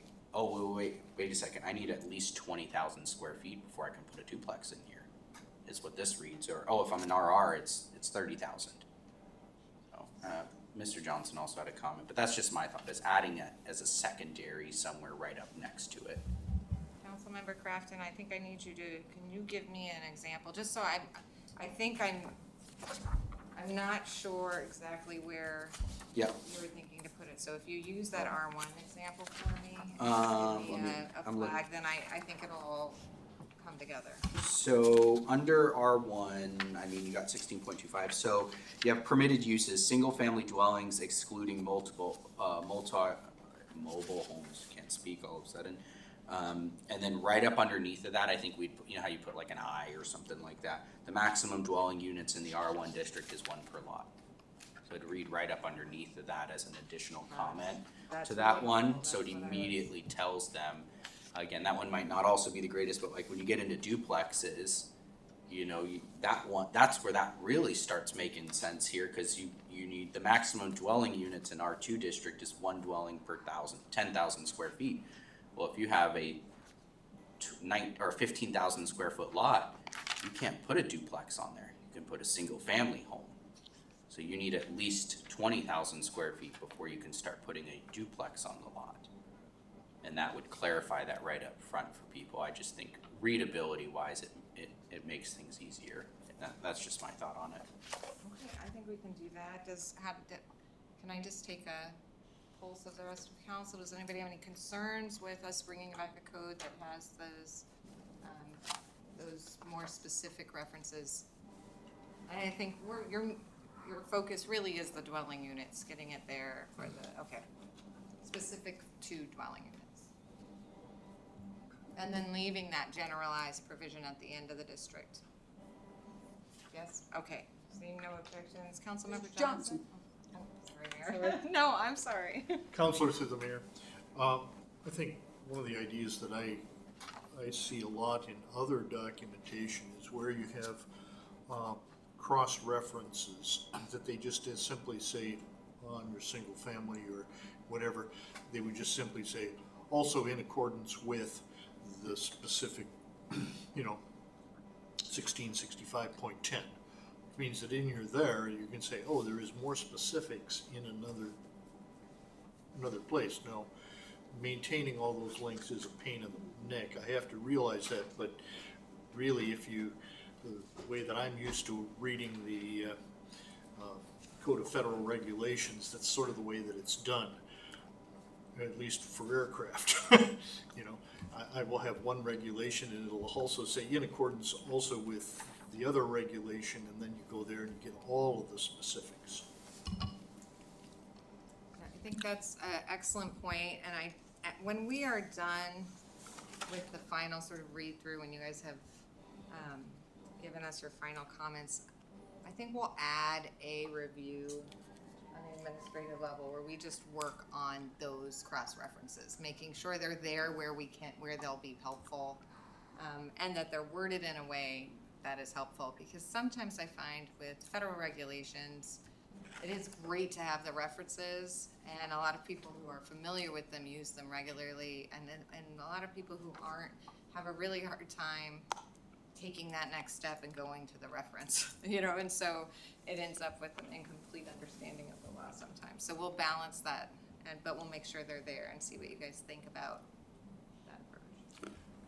Let me remind the council that as we go through this, we are to focus on the content and not the way the content is really laid out.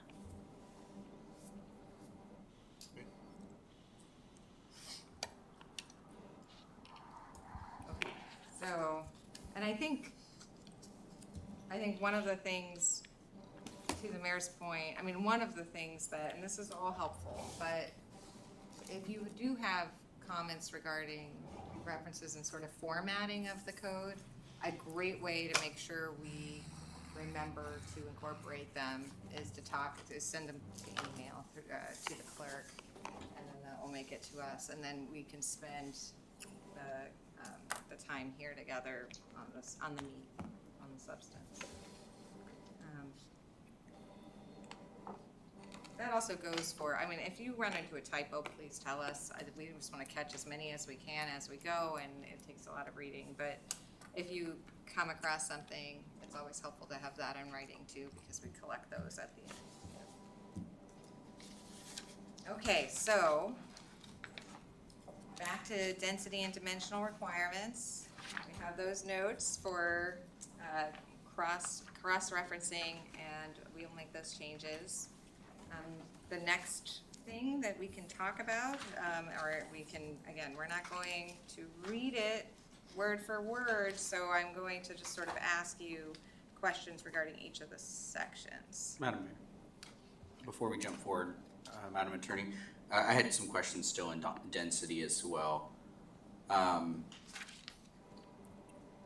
The biggest one was the between A and C, so the 20,000 or 30,000, excuse me, for a duplex versus 10,000 square feet for a duplex, basically in the R2 zoning. Is there, I was curious where those numbers came from. I understand that RR is for some low density residential. I just find it interesting in the actual R2, which is basically duplex zoning, or why there's different numbers there. I feel like that actually gets pretty confusing. Like I feel like that should be something that should match up at that point. Yeah, I mean, I think that these were matching up to the chart that was in there before. But we did have, so one of the things that I worked with Public Works on is there was this interesting, I'm gonna find the old language compared to the new one. So you had language that was lots platted, so let's look at the chart. The chart states, so does everybody have the chart in front of them? As the rural residential, R1, R2, RM, and commercial, and divided.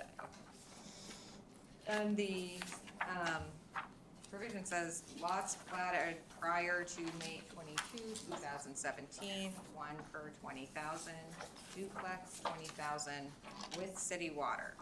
And then the next box says lots platted after May 22, 2017, 1 per 20,000 of duplex, 1 per 20,000, duplex per 20,000 with city water, city sewer, or community water system.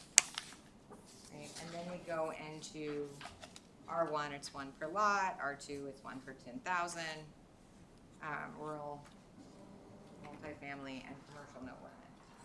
And then the asterisk that's provided in the code says community water systems must be a public water system that serves at least 15 service connections used by year-round residents or regularly serve at least 25 year-round residents. I very much struggled with this chart. I wanted to understand why 1 per 20,000 and a duplex per 20,000 with city water, and I know your public works director worked diligently, as did your deputy administrator, to try to explain to me where the history behind this provision, which is fine, but we wanted to move past that history and have just clear numbers that reflect the needs now, or the equivalent of these lot restrictions without this dependency on the community water sewer system and what combination it might have of that system. So Eric, I don't know if you want to step in here on this one, but that really was our ultimate goal, was to clean it up. So now it is as close to those numbers as possible, eliminating any of those odd variations based on utilities. I don't have anything to add to that. That's basically what we worked through.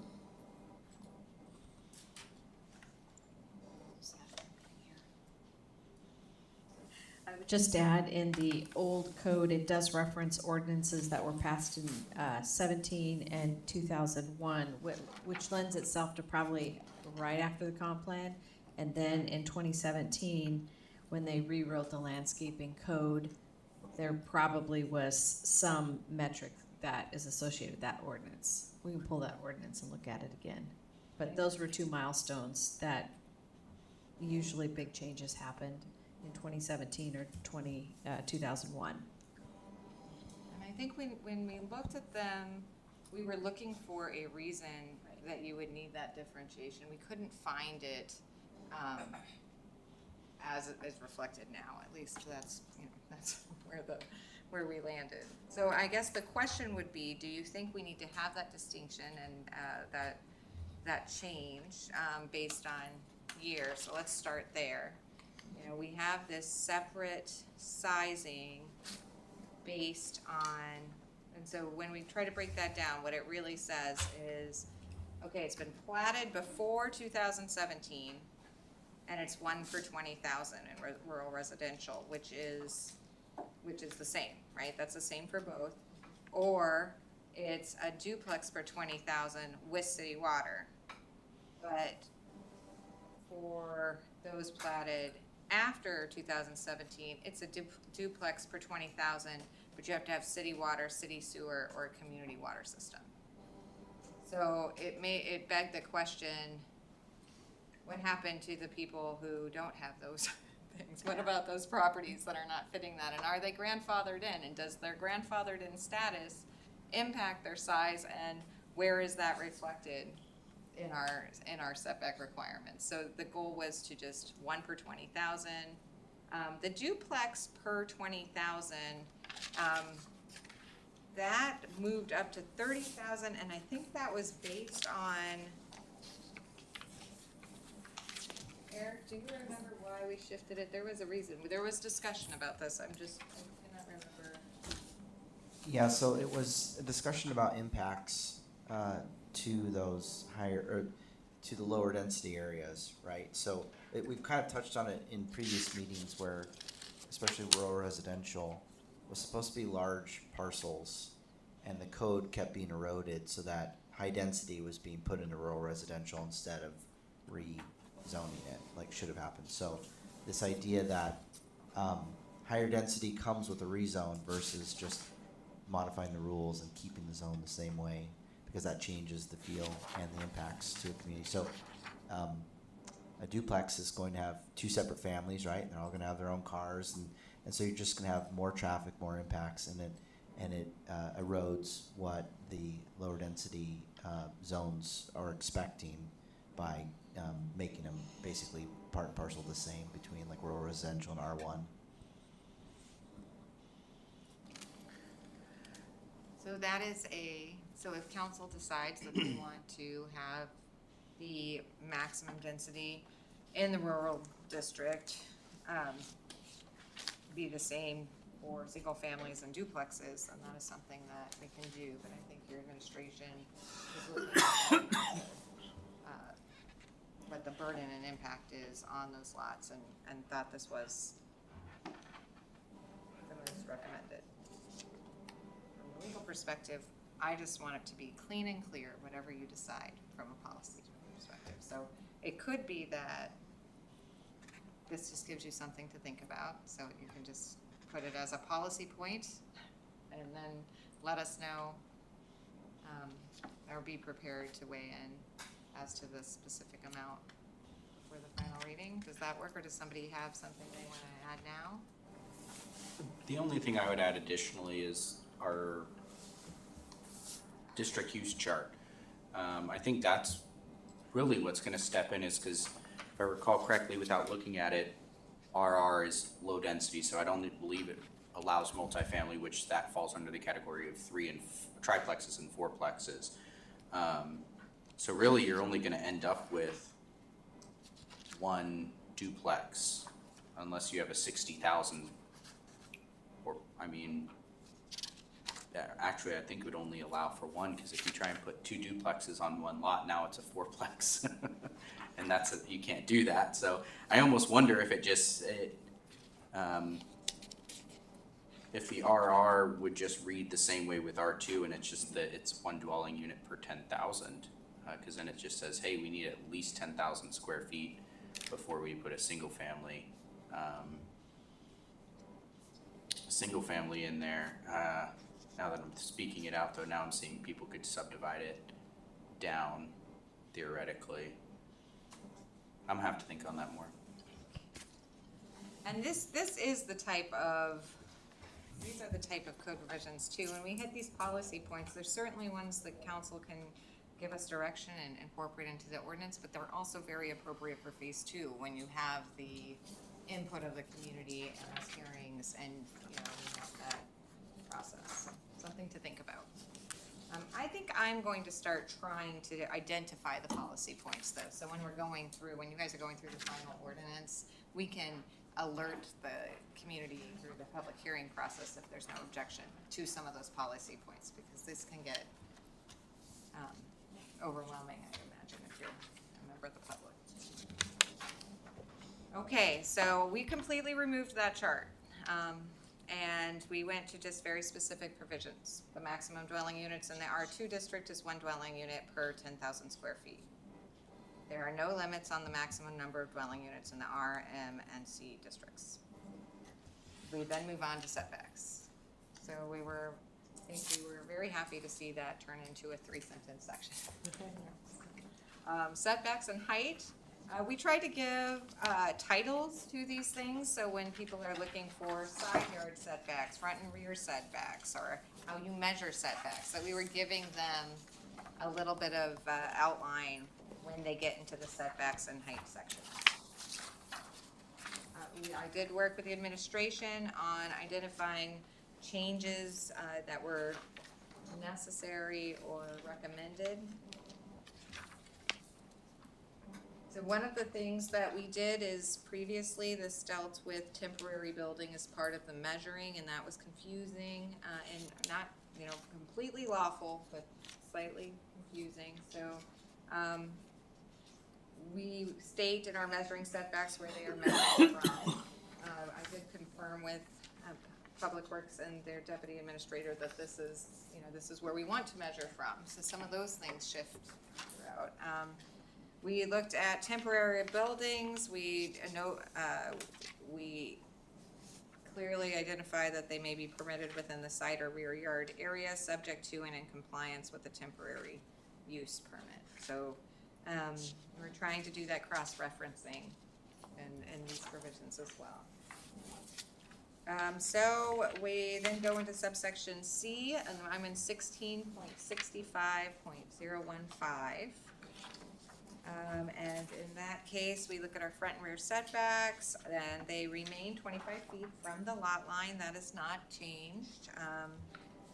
And we provide that they may be modified upon written request by the owner in the commercial district by averaging the existing building line and applying this average setback to the building. This is a shift. The current code allowed the city planner to modify the front and rear setbacks by averaging the existing building line and applying this average setback to the building. While this still ensures that the city manager, or I'm sorry, the planner has a say and is alerted to these changes, it puts the modification right, in essence, on the property owner, because they're the one that will be coming to the planner saying, I want to modify my front and rear setbacks. And this is in the commercial district where they are going to have a lot of, they're going to have permitting, and they're going to have, most of the time, our development in those areas is going to be very sophisticated, and so that conversation is appropriate to have it led by the developer. Or the property owner. So I don't know, how does council feel about that? That's a shift that's worth noting. Okay, it seems like no one has any objection to that at this time. Okay. The setback, the yard setbacks were not changed. They remain 10 feet in the RR, R1, and R2 districts. We removed a lot of language regarding, there was a provision that stated for subdivisions recorded with plat notes or recorded conditions covenants and restrictions prior to 1986, allowing a lesser setback than 25 feet. The rear lot line setback may be reduced to a minimum of 10 feet, but no less than the requirements specified in the applicable subdivision CCRs and/or plat notes. This is the type of language that we removed or we recommend removal for. And it now says in the RR, R1, and R2 districts, the side yard setback is 10 feet. In the RM district, the side yard setback is 5 feet. There are no side yard setbacks in the commercial, industrial, and public districts. So that is your new language. One thing to note, or your proposed new language. A lot of these sections that dealt with what had happened in the past and protecting those interests of individuals, those are protected by our grandfather rights provisions. They're protected by our non-conforming use provisions. You know, we're not going to impose upon them restrictions that that impede the rights as it existed when they received it, right? So that is all preserved, and those concepts are preserved. We're just removed these these conditional statements kind of peppered throughout the code that are make it very hard to just find how big my setback can be, right? You know, it makes it hard to find the basics. Is there any objection to any of that language regarding setbacks?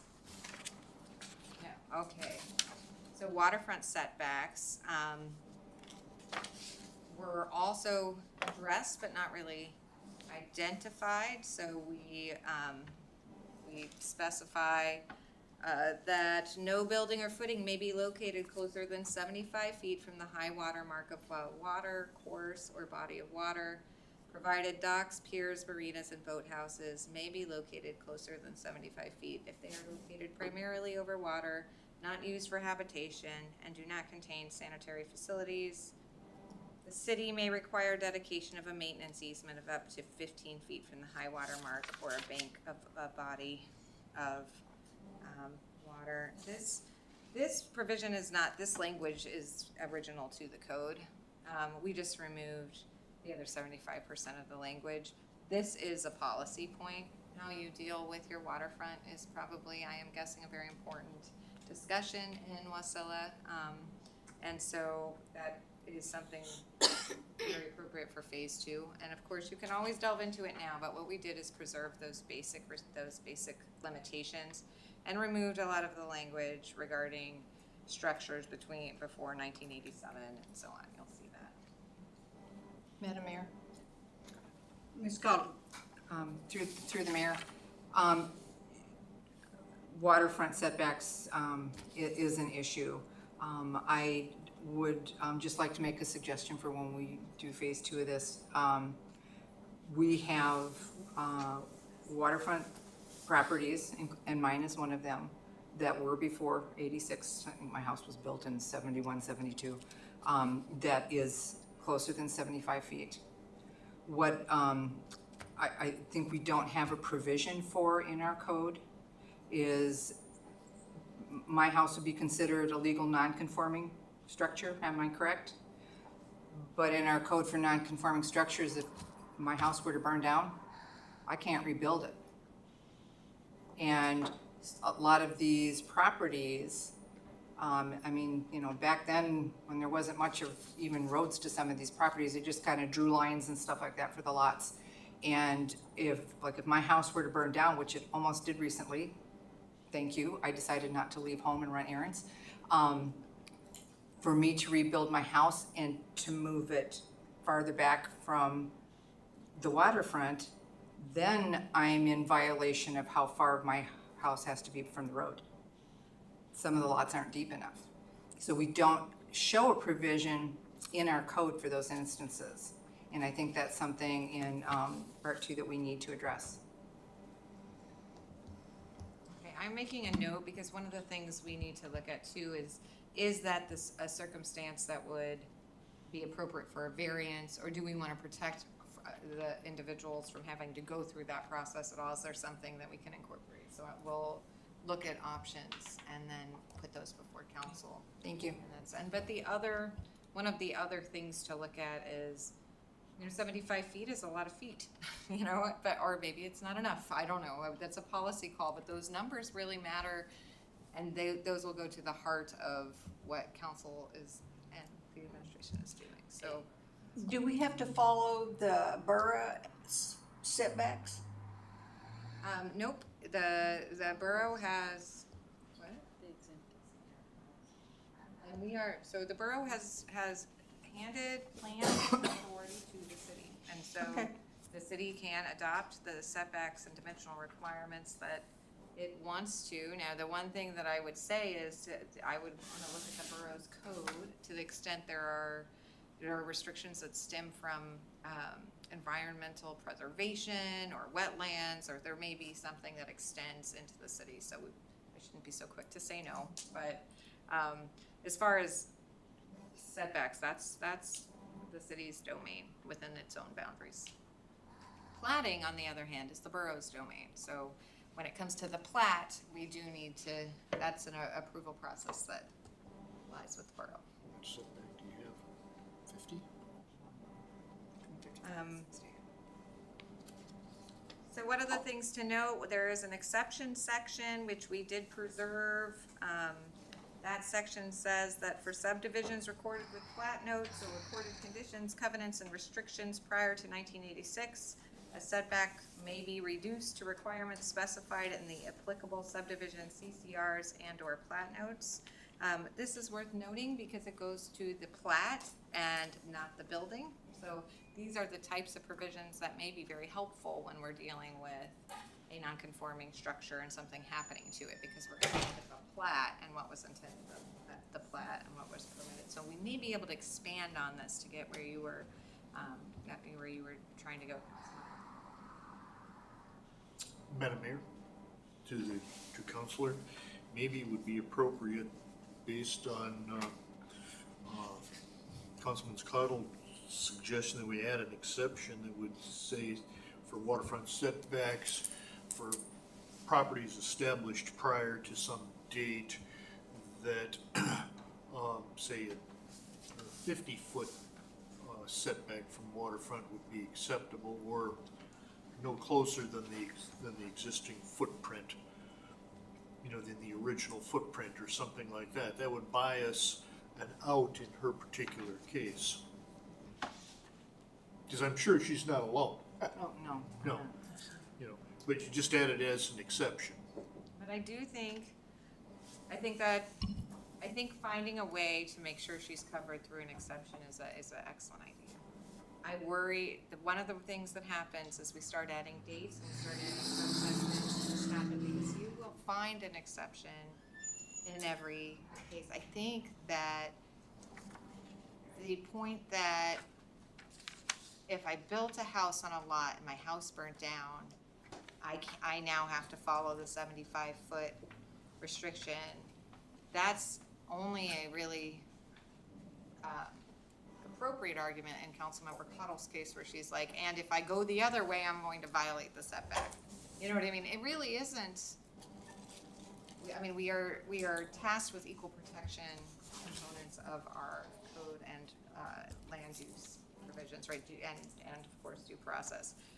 We don't want to treat this group of people differently than this group of people. And if you're starting with a blank lot when there's nothing on it, then why not follow the 75 feet that your neighbors are having to follow? You no longer have a home, unless you can't. And if you can't, then I think that provision is something we need to make sure we captured. And it may be in the variance provision, but we'll try to make sure we capture that. That would be my recommendation before we add the dates, but I see the point. I mean, and I think that's a very common way to get some clarity. Councilmember Johnson, I'm sorry, I think I interrupted you. I think in thinking that through, rather than putting numbers and possibly even dates, you could have a statement on an exception that would say that the existing footprint cannot be any closer than the way it was previously built. I like that. I think that's a great way to go. I think that's what we'll explore first. And that really saves us on new construction, okay? but it also would protect then somebody that can't made it, because it's, the existing footprint was pre-approved at that.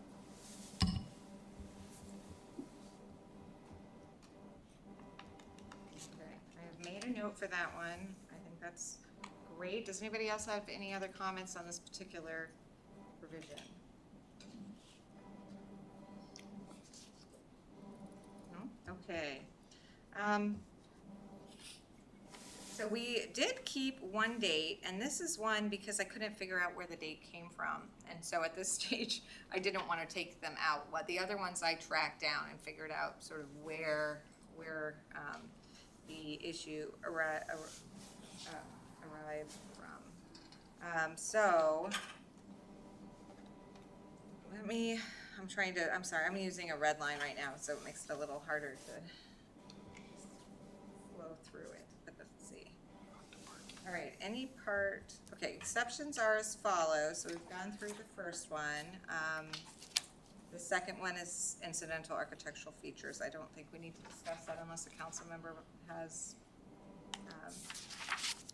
Okay, so the next one states that any part of the structure that encroaches into a setback required under this title will be treated as a legal non-conforming structure under WMC Chapter 16.85 if the following criteria is met, and that's the encroachment was constructed before March 24, 2003. As of March 24, 2003, the encroachment conformed to applicable plat notes of record, and a certified combination dwelling inspector, building inspector, plans examiner, or licensed architect certifies in writing that the encroachment either conforms to the requirements of the state of Alaska fire and life safety regulations, or if the encroachment is part of a residential structure containing less than 4 dwelling units, the encroachment conforms to nationally recognized building code setback requirements. We did not change a lot of this language. We cleaned up some of this language. The reason why we're preserving it is it addresses the plat, and so I believe this stemmed from borough, this is partially driven by the borough, and these requirements regarding safety regulations and state administrative code provisions suggest that this is a provision that was designed to reflect requirements outside the city. So I, without being able to dispel my fears with that, I retained it. So it might be a one, and we'll make sure we flag it to look at during phase 2. You guys may want to take it out, but I feel like it's there for a reason, and if I don't know the reason, I'm not taking it out.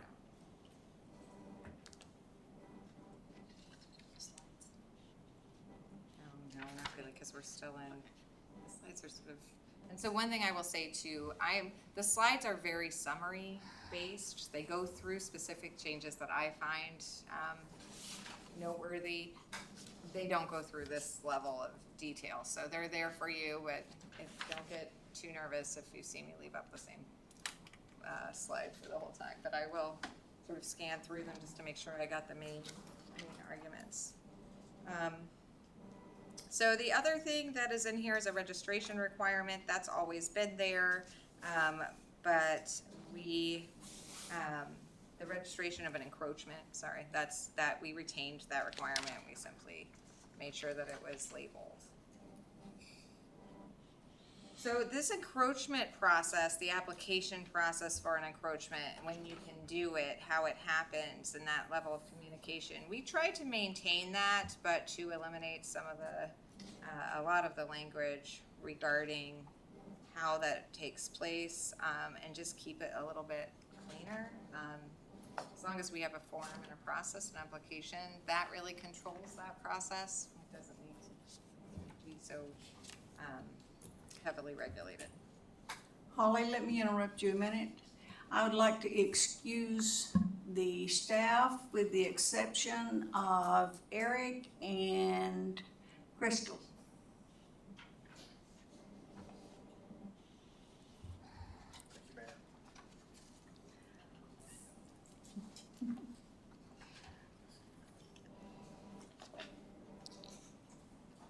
So one thing I will say is we're gonna delve into parking now. So we have just made it through, believe it or not, we've just made it through density and dimensional requirements, which is a pretty significant section of the code. And so I am not sure, it seems like we have time and we should delve into parking. I think that is, I would not, I think we can get through parking. We may want to stop at landscaping. Oh, yeah. Yes. Yeah, we need a week for that. Yeah, so landscaping is next. So let's, okay. It's very warm in here tonight. I know. We do have windows open. We're trying. Okay. Here we go. I think that this one, there is actually very little change to some of the more substantive issues. So, for example, so one of the things that we do is we try to create some flexibility. So the parking section says, now, except as otherwise provided in this section, off-street parking facilities for residential and non-residential uses are established as follows. I'm sorry, excuse me. So a lot of this is just cleanup language. I just want to get to one thing for you to note. In subsection B,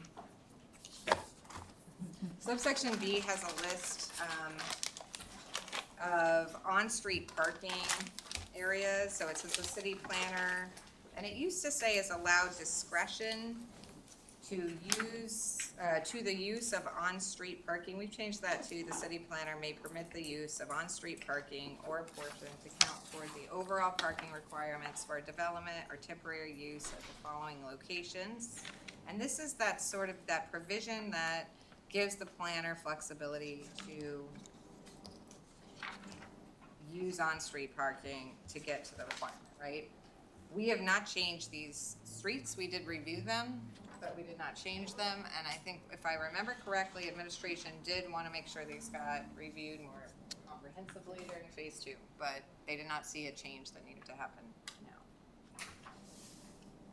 now. Do the council members have any thoughts on these locations, or even the specification of specific locations, or even allowing discretionary use of on-street parking to count towards a portion of overall parking? So there's 3 major policy points there, I think. The question I had was Main Street and Yenlo. Since we're gonna be doing the downtown couplet, we're gonna be adding a lot of on-street parking there, if I recall, Mayor, right? There's some diagonal parking happening in there, if I recall, right? No? Did that not get put in there? Got cut out, okay. Eric, did on-street parking get cut too? Okay. I'm curious to I see an couldn't updated remember. plan now, sorry, as a side note there. Yeah, the last plan I saw still showed it, so. Madam Mayor, when did that get cut? Because I don't have that plan. The last on-street parking was by the chiropractors, and that was removed.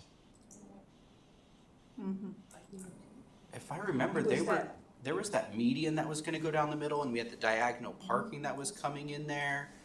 But that was on Swanson. No, that was on Main Street, I thought.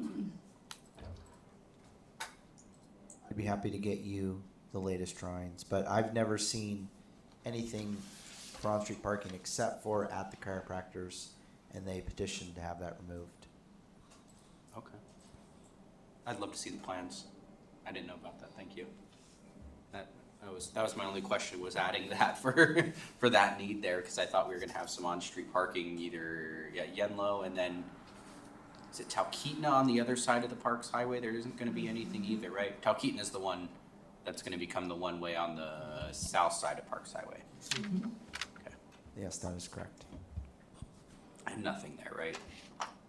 So these, I know Talkeetna is one of the locations in the original list. So this might be worth putting some time into, just looking at it, and well, we've got it flagged for phase 2. I do think the administration they saw this as a significant place for public input, you know, and what that looks like. Parking is definitely a huge issue. Planning certainly hears a lot about it.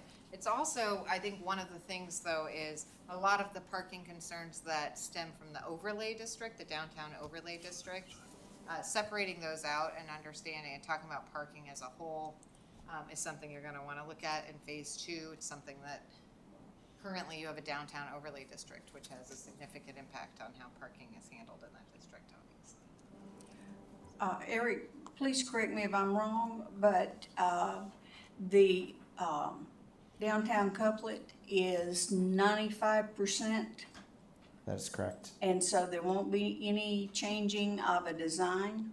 Correct. So I've just sent the clerks a message, but I'll ask for some time at the next meeting and I'll bring those drawings for you. So, Madam Mayor, to the council, I guess I'm a little bit confused as to the wording of 166520 parking. After point 2, where it starts talking about on-street parking, is that in a new section that it's prohibited on A, B, all the way through I? Is that the intent? It doesn't seem to, or are we allowing parking there? It doesn't. It's allowing it. It's allowing it to be permittable. And I think what it comes down to is if we didn't build it and there's a development that wanted it, we could allow it, if that makes sense.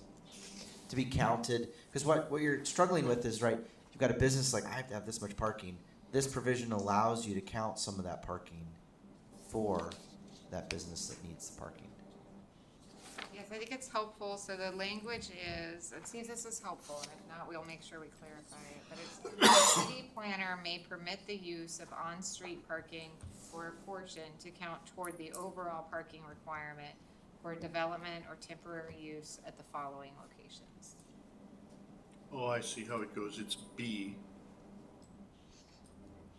So whether or not you want to do that or change that, you know, I mean, again, legally, we just cleaned up the language and we didn't touch it substantively or policy-wise because we felt like what kind of parking you want and where you want it is the type of issue that really comes to life after a comp plan, because your districts will often change and your districts impact your parking, and so it goes.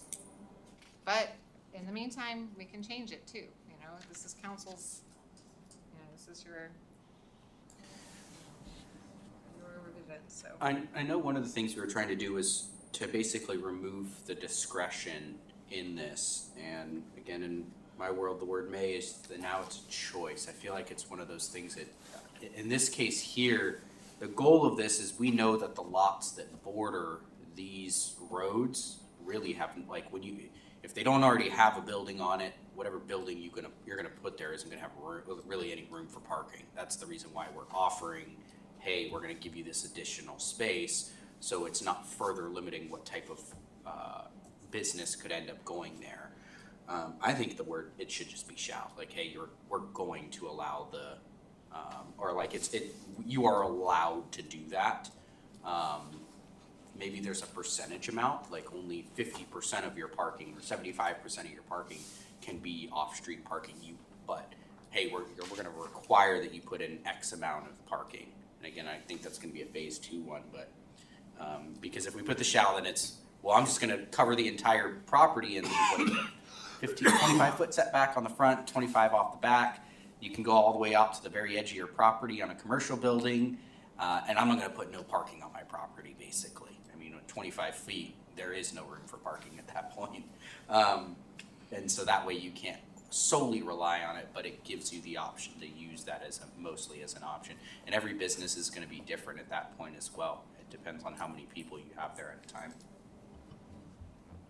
Is that, we can definitely do that. There's, and they'll work on what percentage would make sense, and what the impact is on that, and we can bring it back. I'm guessing, at least for me, that's when I want to make sure I think through because of the implications on the other permit holder, you know, how that works and our permit process. Is there any, so let's say a person looks like they went to 40%, or maybe we already have 6 other businesses that are using that area for their, and offsetting their parking. Are we going to be able to accommodate them? And now we have a mandatory right that we've created under the code. Can we fulfill it? And so I'm just gonna think through those. And then we will bring the change. And if we don't bring the change, we'll put the comment in there, you know, that notes that Councilmember Crafton proposed the following change, and here's the reasons why we're worried about it, and then we can revisit it. But we'll have the provision, so if you are like, that is fine, we don't care, let's take the risk, or we look at it and it's great, you could just pull that language in. Does that work? Yeah, it makes sense. I wonder if it's something as well that could always come before the commission if necessary, where again, it's, hey, I really want to use this, and we go, okay, great, well, this is what you're allowed, and well, could I bring this to commission at that point and let them make a determining factor in their capability? It would be good. Eric has something as well.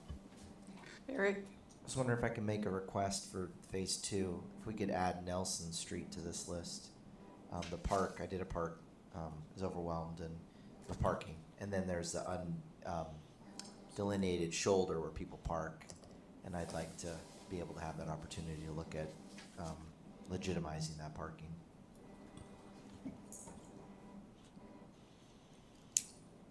To clarify that one as well, that'd be like Nelson from Weber to Main Street, would it be, or Main Street, or to Bogart, or to, no, Lucille, probably. Well, you know, if we wanted to quantify it, we could do Weber to, Weber to Lucille. Weber to Lucille, I think that's the section as well that. Yep. The one thing that might be really helpful is as we go, we'll pull out some of these phase 2 sections that are really substantive that would probably require a much more lengthy discussion. And so we'll just have them in that separate sheet so they don't get lost. Because it'll be easy to lose some of those as you look at your districts and take on these giant concepts.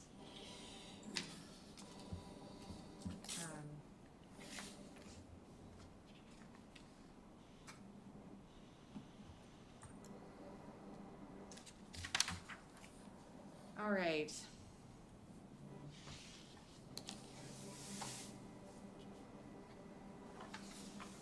So one of these, one of the provisions that was in the minimum standards, we kept the provision that all parking spaces shall be located far enough within the lot to prevent any portion of a car from extending over an adjoining lot or over a public right-of-way or sidewalk, except where an encroachment permit has been obtained.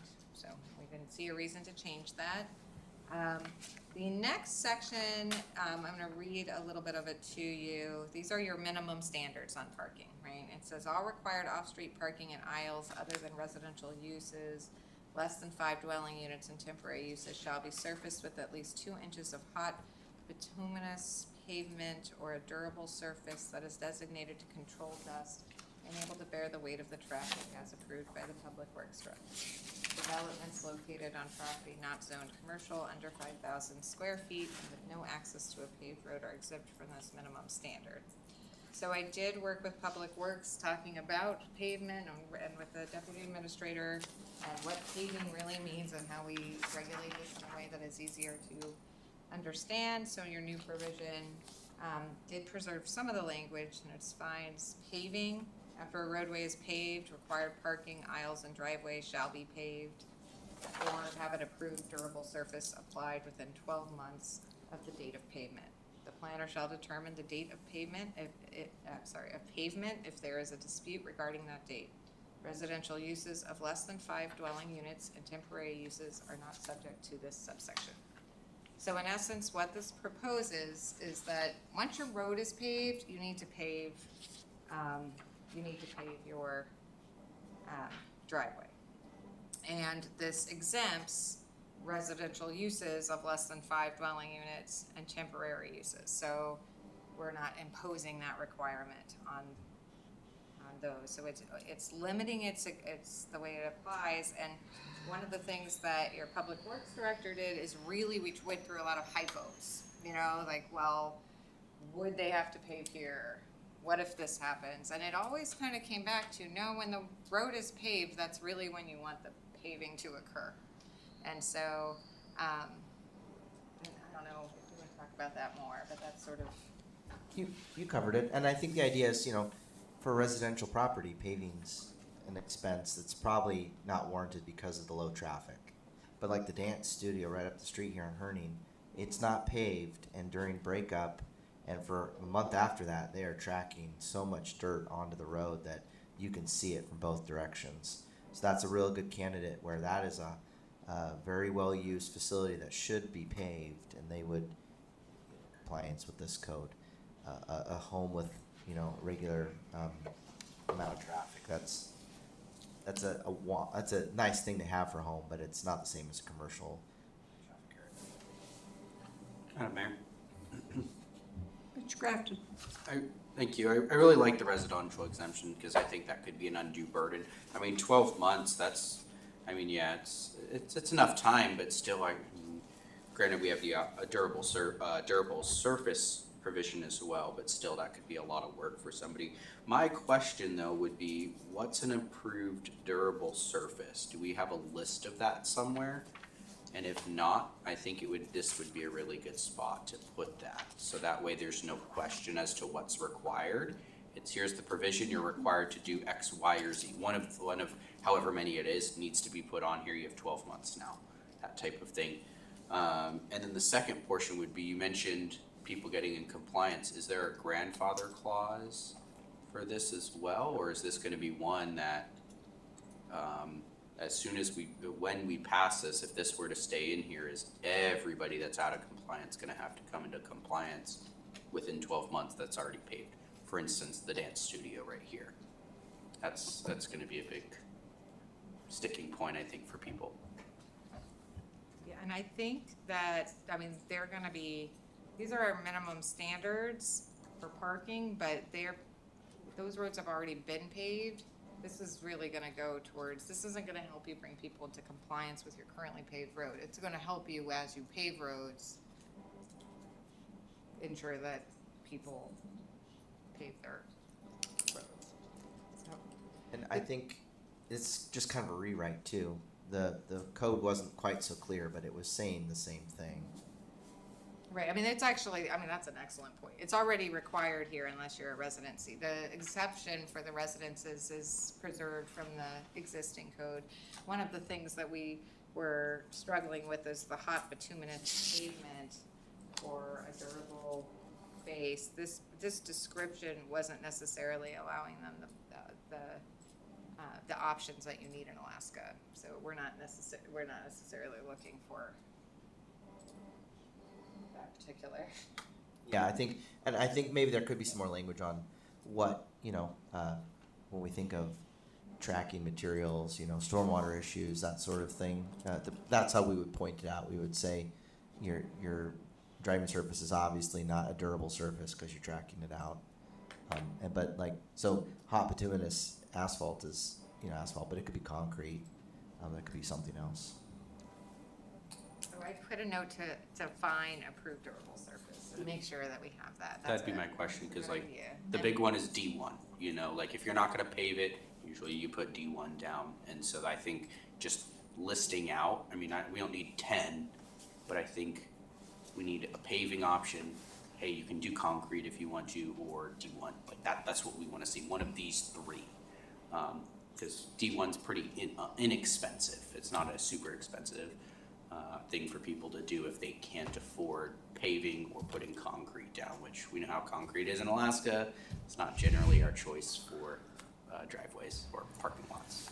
And this is the area where I do believe discretion to your planner is best served. So previously, a lot of authority and obligation was placed, or currently is placed on the planner. And so the planner is responsible for making significant and substantive decisions and enforcing those decisions. And, you know, and it goes on as we've discussed. Having a planner that's able to let you have rock instead of wood or mulch in your driveway, or to assess what topic, what paving material you're using based on exactly where you are. That type of permissive discretion to the planner is extremely appropriate, and without it, then the code becomes very rigid and it becomes hard to navigate, and it's, so, but when we have that type of discretion, you always want to make sure you have the opportunity to go to the commission and say, hey, I disagree with the determination, but most of the time, if you have a durable surface is blank, blank, blank, or another surface that the planner determines is appropriate for that property, that is often very helpful, because things change, new materials are available all the time. So it's very, I guess what I would say is it may or may not be helpful, but it is developer friendly. And so if that is council's objective, that might be a good way to list a few, but allow for more. But I can draft that language, and then you can look at it, and we'll try to draw attention to that discretion. So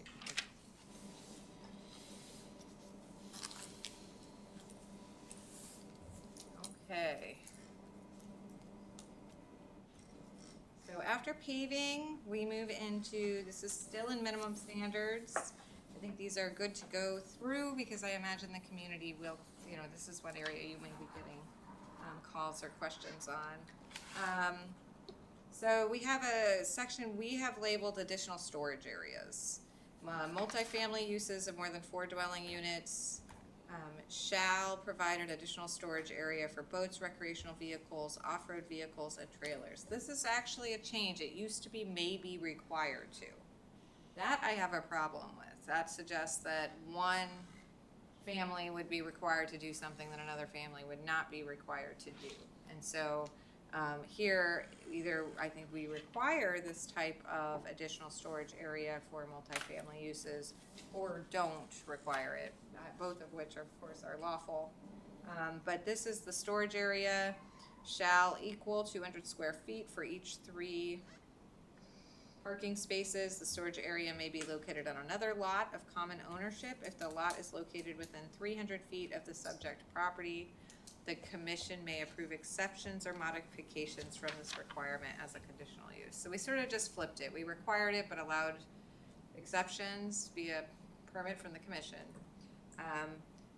Instead of saying it may be required, which to me, I'm not really sure where this came from, or like how that happened, where you decided, where the Wasilla decided that they'd allow itself to regulate these areas, but not put a requirement on them. So, yes. Madam Mayor, Counselor through the mayor. So, if you have an existing multifamily place with the CC&Rs that explicitly say that you cannot store anything, it seems to be in conflict with this. Well, it's not really in conflict, because those CCRs are unlawful. If they conflict with local law requirements, we write laws, they write provisions, and so they will have to, they'll have to revisit the provisions, just as if the provisions in their CCRs, violated any federal or state law. So that's one thing to note. What you're doing here is you are crafting laws, and so they are not one and the same. That said, it's a good point, because the question is, if this provision really does violate CCRs, if this is something that's outside the practice in a lot of HOAs, that's a good thing to think about. I mean, as you regulate, I know one of your goals is to reduce regulation. So, I mean, that is something you can consider. So I guess our choices are, we can address the requirement now, either remove it, bring it back to its permissive language, which again, I advise against that only unless you're going to qualify when it may be required and why it is required, and you have an entity or individual that's going through that criteria. Otherwise, it's just telling them we may do something that will have a significant impact on your property. Just telling you that. I'm not gonna tell you when we're gonna do it, or who's gonna do it, or how we're gonna enforce it, or how much it'll cost you. But we could do it, and we might do it to you, and we might not do it to your neighbor, but, you know, stay tuned. And so that type of, you know, legal approach is, for me, that's sort of nerve-wracking. So, that said, we can eliminate it, we can change the amount, we can, let's see, so what we currently have, and we can change the amount of dwelling units that it applies to. So if this is something where you think, I don't know about this one, I don't know if I want it, and if I want it, I don't know that I want to regulate it to this extent, we can pull it out and flag that for you and give you some ideas and run it through administration and see what they think, and then you guys can revisit it when it's. Eric? Yeah, I wanted to ask a question. So, if this new development has code restrictions that say that they don't allow that, can they not bring that to the planning commission and say, look, we're not even going to allow it? Because I think this provision is the idea that we live in Alaska, people love to get out and recreate. Just because you're living in a multifamily development doesn't mean you don't do that. So if you are only required to have X many parking spots, but they're going to partially be filled up by boats, then you actually don't have the parking spots that you said you were going to have. And so this is that, make sure you have the space for the things you're going to do, and you don't make it so high density that you're on top of each other. It just doesn't work. And so this is saying you have to take that into account, unless, it says, I think, you come to the planning commission and say, we don't even allow it anyway. You will not see a boat at our facility because we're going to say they have to be over there, or just can't have them, or whatever. Is that allowed in this code, or? They can do whatever they want, but as long as Could they come to the they don't planning violate commission our and law, say, or we won't require allow people to boats? violate. Oh, I see. Madam Mayor. I don't think I understand. Like, they would come to the planning commission. They would say, we want to develop this property and we're only going to have 25 parking spots. And then the planner says, okay, but you don't have the 200 square feet of storage for boats and outdoor stuff. And they say, right, because we're not going to allow that. The parking and storage is just for not that. And then that permit would say that. If you start to see that storage that you conditional use permit didn't allow, then you're out of compliance. Yes, it does allow for that.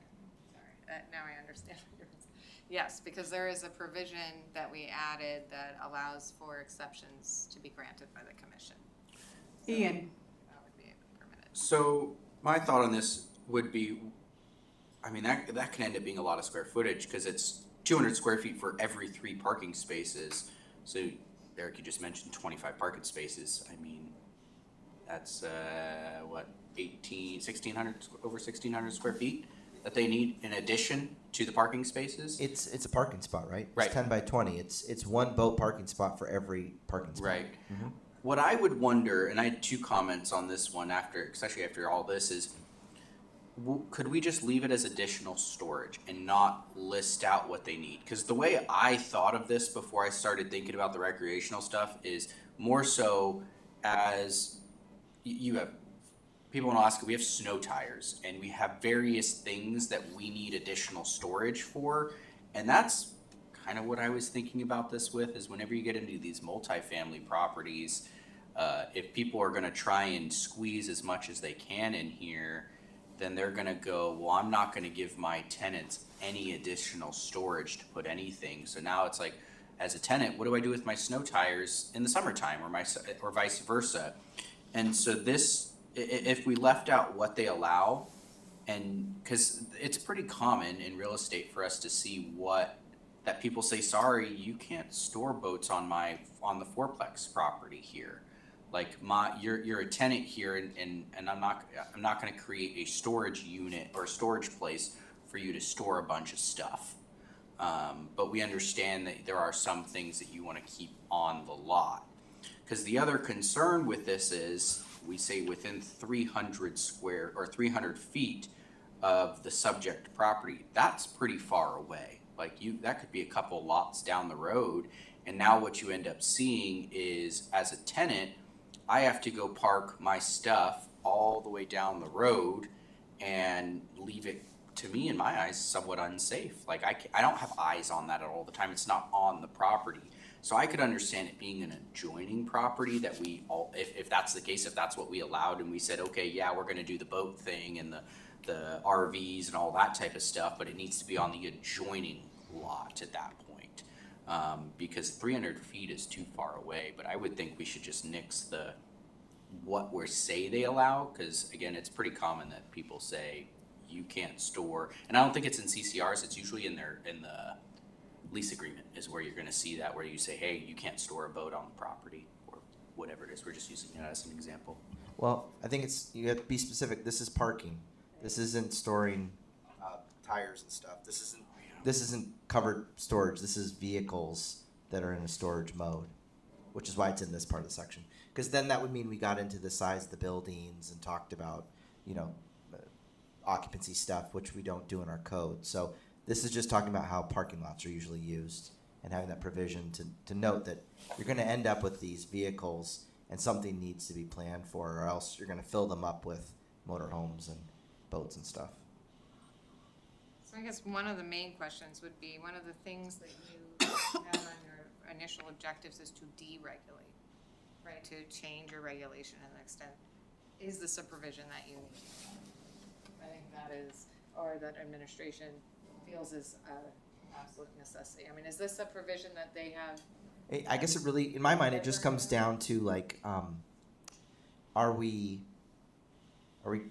watching out for reasonable access? We have an expectation on the number of parking spots because we know that dwelling units need an average number of spots. And if a developer minimizes by code what they have, and we know that there's going to be some people that have these non-moving storage items, what does that mean for the community? Is that something that the Planning Commission and the council want to weigh in on or not? Madam Mayor?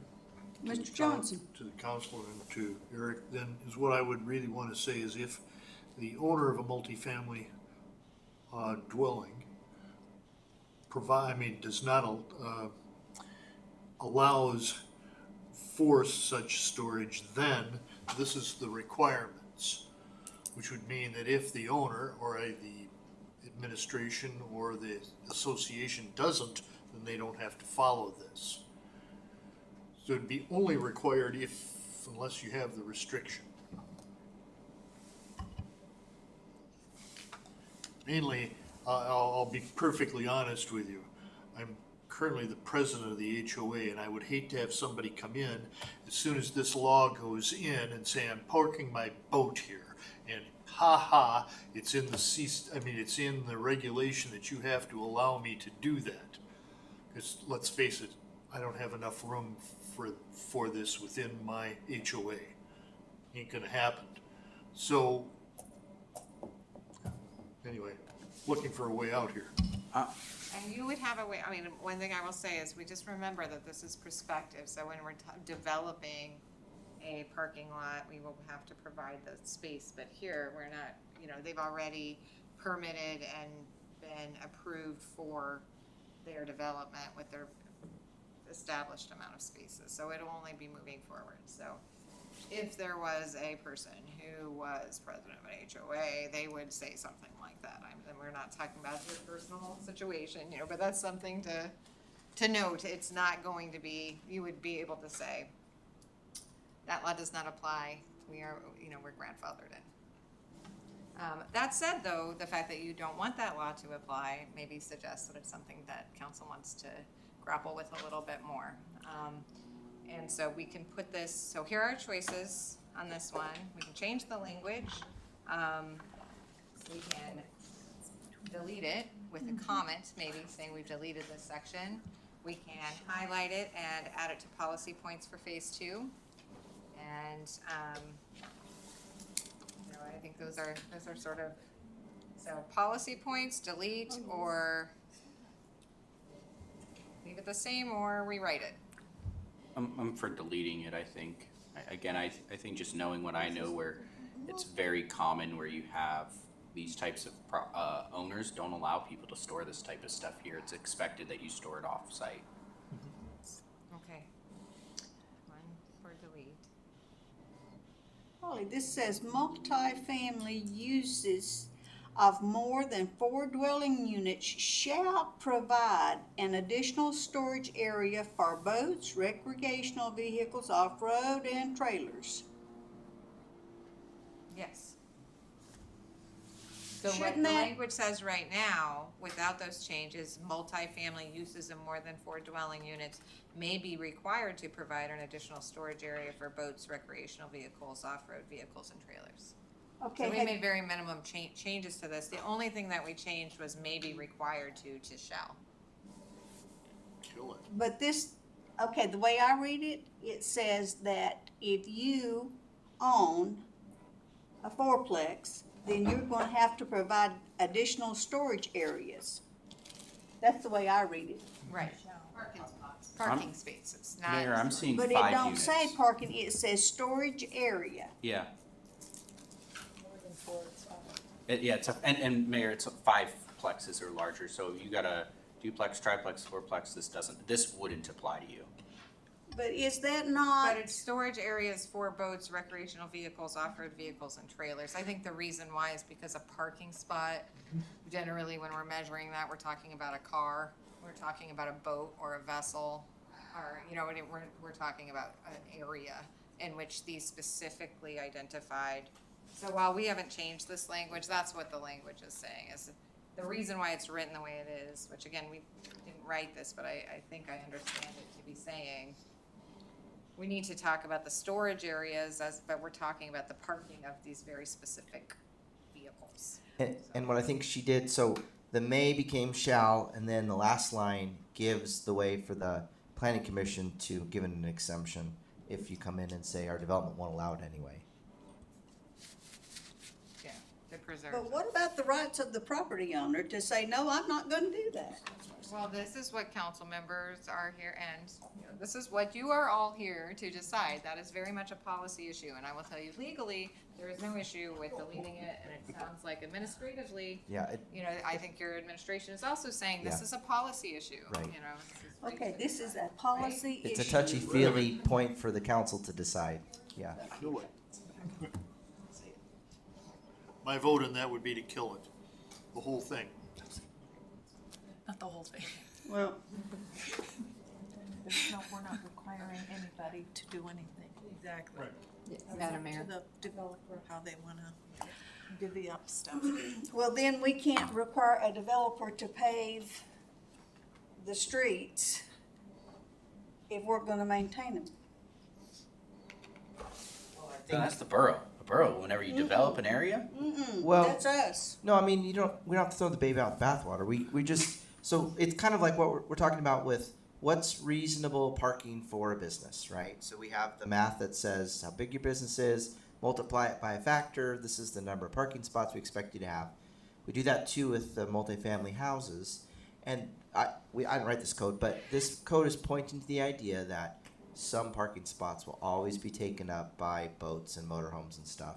And then that's not effective anymore because you don't have the number of parking spots you need for people to park their cars. And so the idea is that you got to think about it at some point. We don't want a development where you are now short parking for regular residents because for some reason the building owner, building manager, or the HOA still allows those. That could be something they figure out, right? Maybe like you're saying, the council steps back and says, we're not going to make you add extra storage spaces. You'll still have to have regular parking. And if you, entities that live there, cause your cell phone problems because you have too many boats and motorhomes, then you can figure that out yourself. But you do have to have the amount of parking because that's just reasonable for daily life. I don't see any reason why we should be making the property owner create parking so that you can have a boat. You know, I mean, it actually is something that is very common is people go, I want to buy a house because I want a boat. I want an RV. I have nowhere to put it. Right. You know, and so that's their reason, one of their reasonings why they want to do it. You know, it's just, there's no reason. It sounds like people want to strike this one here is where I'm at. Kill it. I'm gonna strike it for now, and then, you know, we can always bring it back unless anybody has an objection. Mayor and council, Okay, we I are have striking. my support on that. Shorter. I like that. All right, the next section is on floodlights. Excluding temporary uses, one floodlight per 25 spaces is required to illuminate off-street parking spaces. There was an additional requirement that we already did strike. It said the lighting must be arranged as to reflect the light away from adjoining residential uses and to prevent glare to traffic. The lighting may be combined with access lighting required under WMC. So that seems like a lot of regulation of lighting. We limited it just to one floodlight per 25 spaces. And in part thinking that when you have a area that has 25 spaces, you don't have residencies next door, right? Like that's not where you find the parking lots of the size. So this need to not reflect onto traffic and residential uses was more than was necessary. I think that, yeah, so that's that one. Do you want to further restrict floodlights, add more to floodlights? Are you okay with just sort of, okay. Looks like we have agreement that that's fine. And then we have mixed use requirements. So one of the things as I'm reading titles that we added, you know, that didn't have the titles. So if you don't like the titles or the way we're defining them, that is just to create user-friendly guidance. So the parking requirements for mixed uses is the total sum of the requirement for spaces for the various uses computed with sum. This is from the old code. So what it means is the parking requirement for if you have mixed uses, then you add the requirement for the spaces of each of the various uses. That can get very restrictive for those mixed use spaces. I think this is something the deputy administrator was a little worried about when we were looking at this, but I'm so proud for phase 2 to make sure that this is not a overly restrictive provision on those mixed uses. Yeah, that's right. Madam Mayor, I almost wonder if, would it be better to just say you're required to provide parking for whichever has the higher requirement of parking spots instead of the total sum? Because again, generally when you have a mixed use, it's sometimes, maybe I'm only I'm thinking too narrow-mindedly, but a lot of times it's one use or the other is happening sometimes. Or one use, again, has a lot less. So I would feel like it'd be, if we just said, hey, whichever use has the higher amount of parking spots needed, we're gonna go with that, is what I would think would make sense here, instead of saying, hey, you need both. I feel like you're creating too much parking at that point. So Councilmember Crafton. Can you hear me? This we see in like the clock tower, and then some new construction that's happening where you might have an auditorium, and then you have office, then you have retail, then you have counseling, and you have to look at the use. Like the auditorium probably will be in the evening, so that's going to free up all the parking that's going to be used in the daytime. But having this latitude to kind of navigate them through all the different users of this property is really helpful.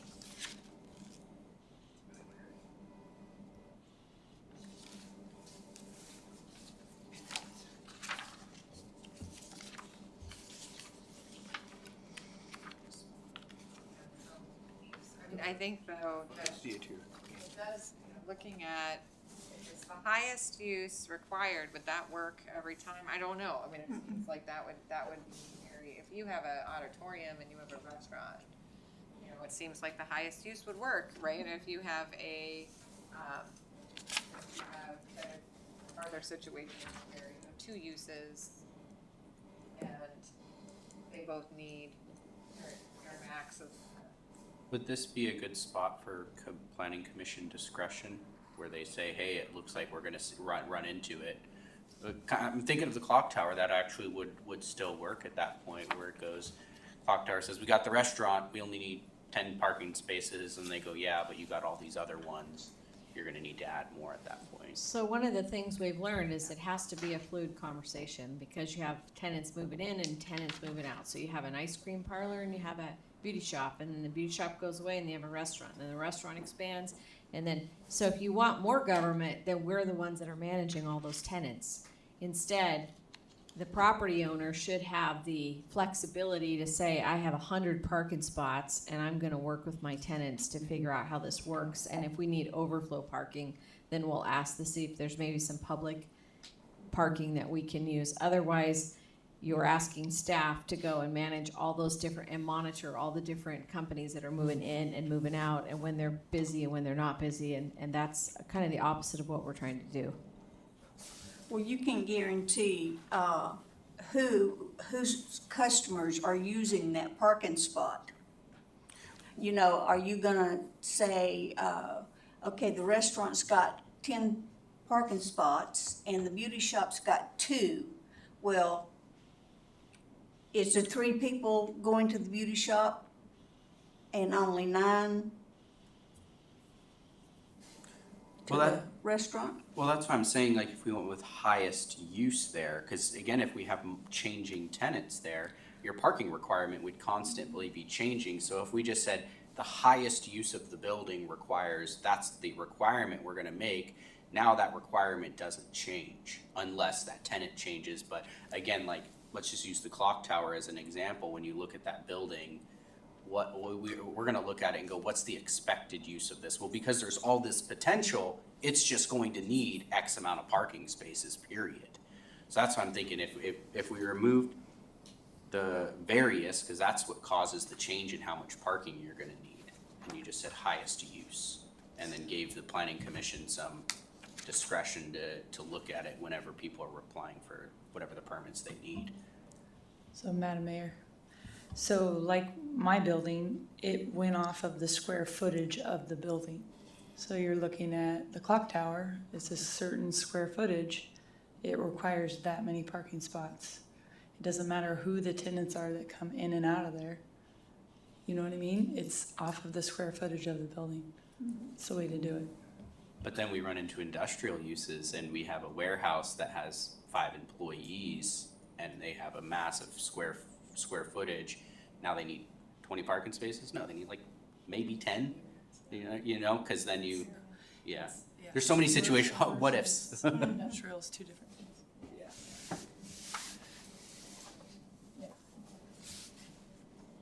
So that's a lot of input.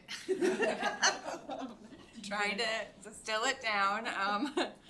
I feel like this is an issue that it seems parking in the city is a very significant policy issue based on the things that we see coming in the door from the public. This may be, and I'm trying to think of how best to, what I can do is bring you some provisions from other comparable communities so you can see what they're doing and why they're doing it, and then maybe make a more deliberate decision on what you want to do with yours. Because I feel like this one, knowing what their other communities are doing and how that's working out, I believe I've seen some PowerPoints for some communities thinking about changing what they're doing too, so that might be helpful. Do you guys want to take a little bit of a deeper dive into this one with that data? Well, it's a common fact that we don't have enough parking downtown.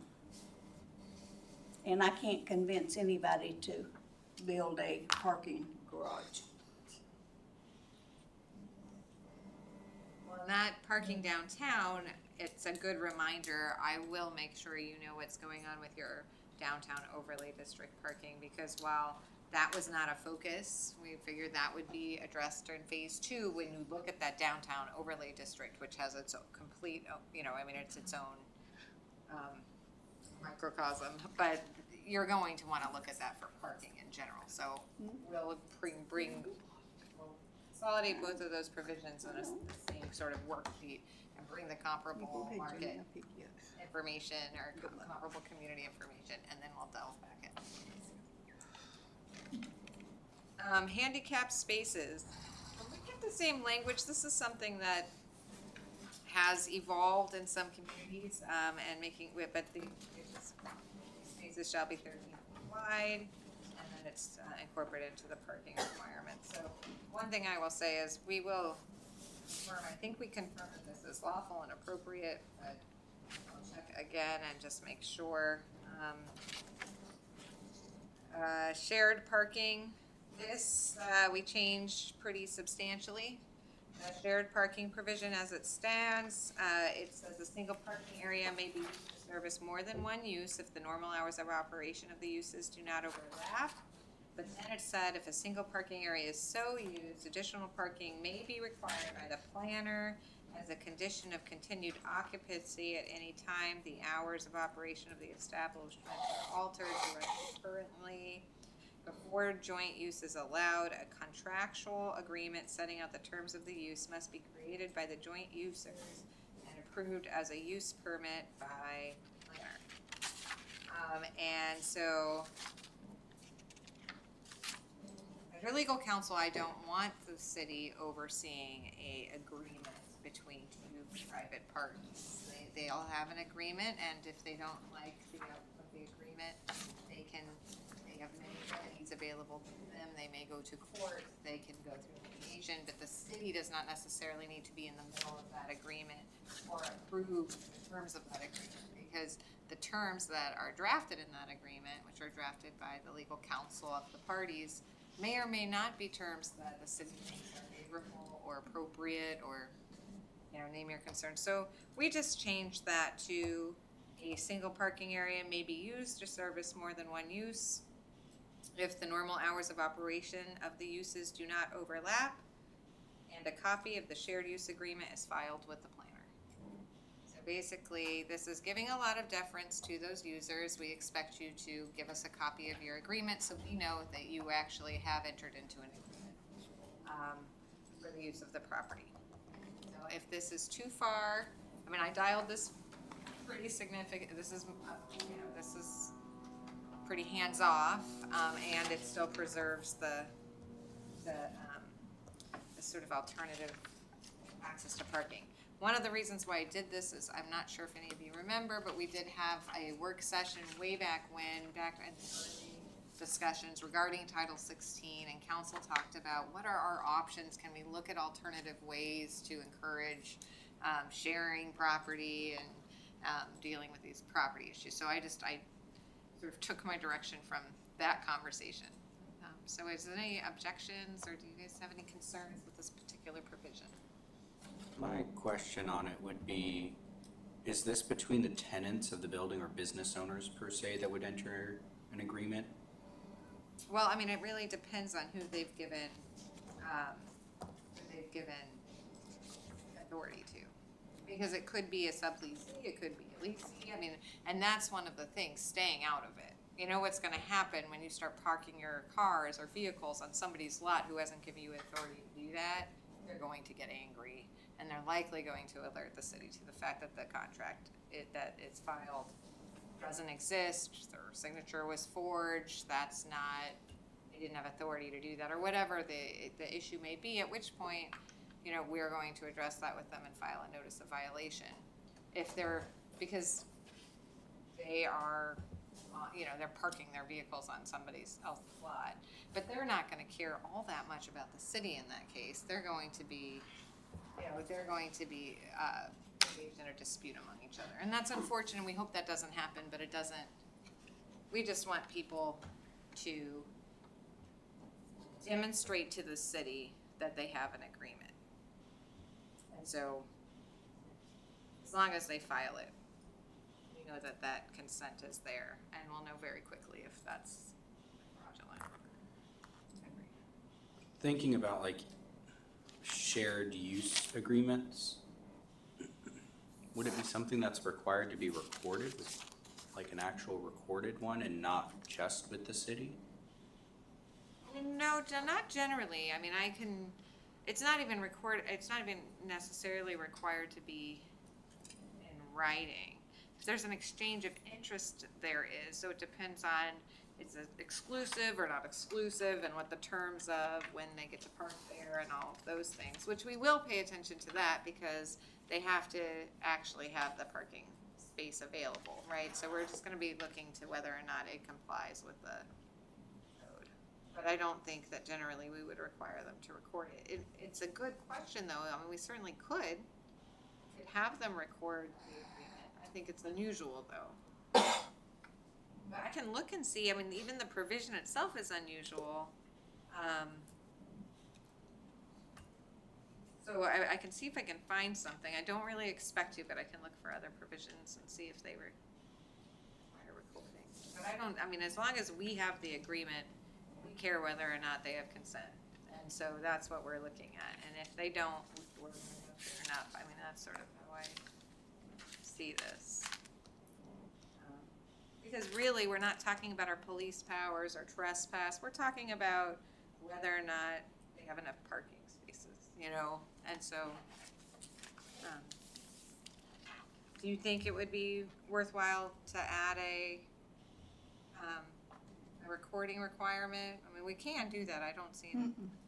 If you think what we have already is fine, it was just more of a curiosity point. I really appreciate that you took what we were talking about before about sharing parking and came up with something. I think it works. That was just more of a curiosity point is where I was coming from. In truth, I mean, I don't think so, but this is the first time I've worked on a shared parking provision, so let's hope it works, and we will make sure we remember to look back.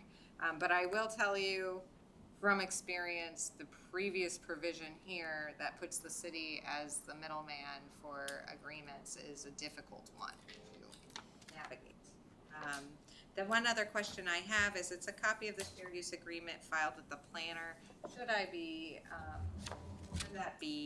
the clerk, or should that be the office? I mean, I didn't really think about that. It was the planner before, but I'm just gonna change that with council approval, planning office, I think.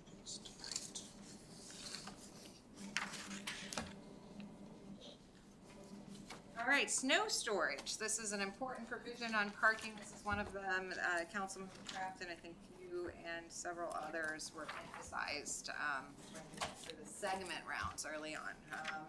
And so this exists in your code. So one of the things that we didn't change the language, but we did put a title on it, so it's more clear that snow storage is actually governed by the parking provisions. And I think this is one of those provisions that just sort of got lost in the language. So at least for now, until you have a phase 2 discussion and you really know what your districts are going to look like to the extent they change, this really just preserves each of the off-street loading space must be not less than 30 feet by 12 feet, have an unobstructed height of at least 14 feet 6 inches, and be made permanently available for such purposes. These areas are required as follows: non-residential development over 5,000 square feet gross floor area must provide one loading space for each 20,000 square feet or less of gross floor area.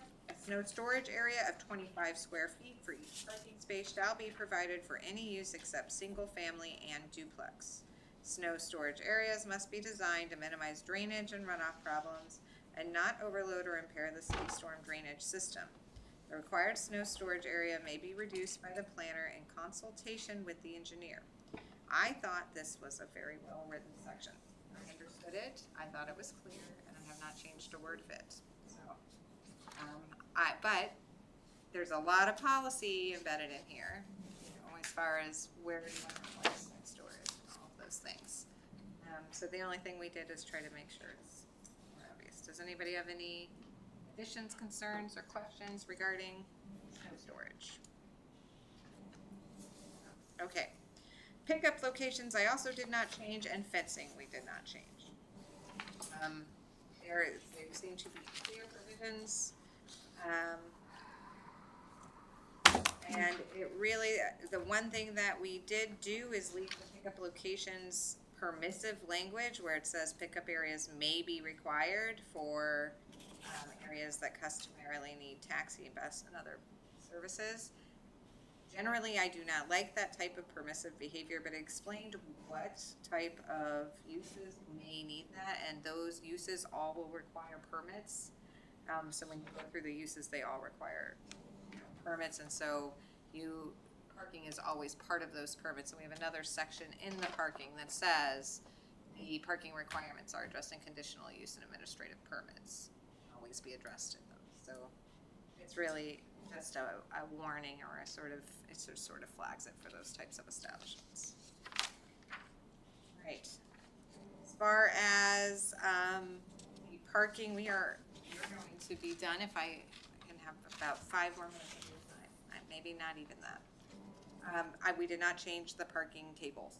We did not change the amount. I imagine that you're going to spend many days on that during your comp plan process, but this was not something that we delved into. And the one thing we did do was we removed fractions because that's confusing.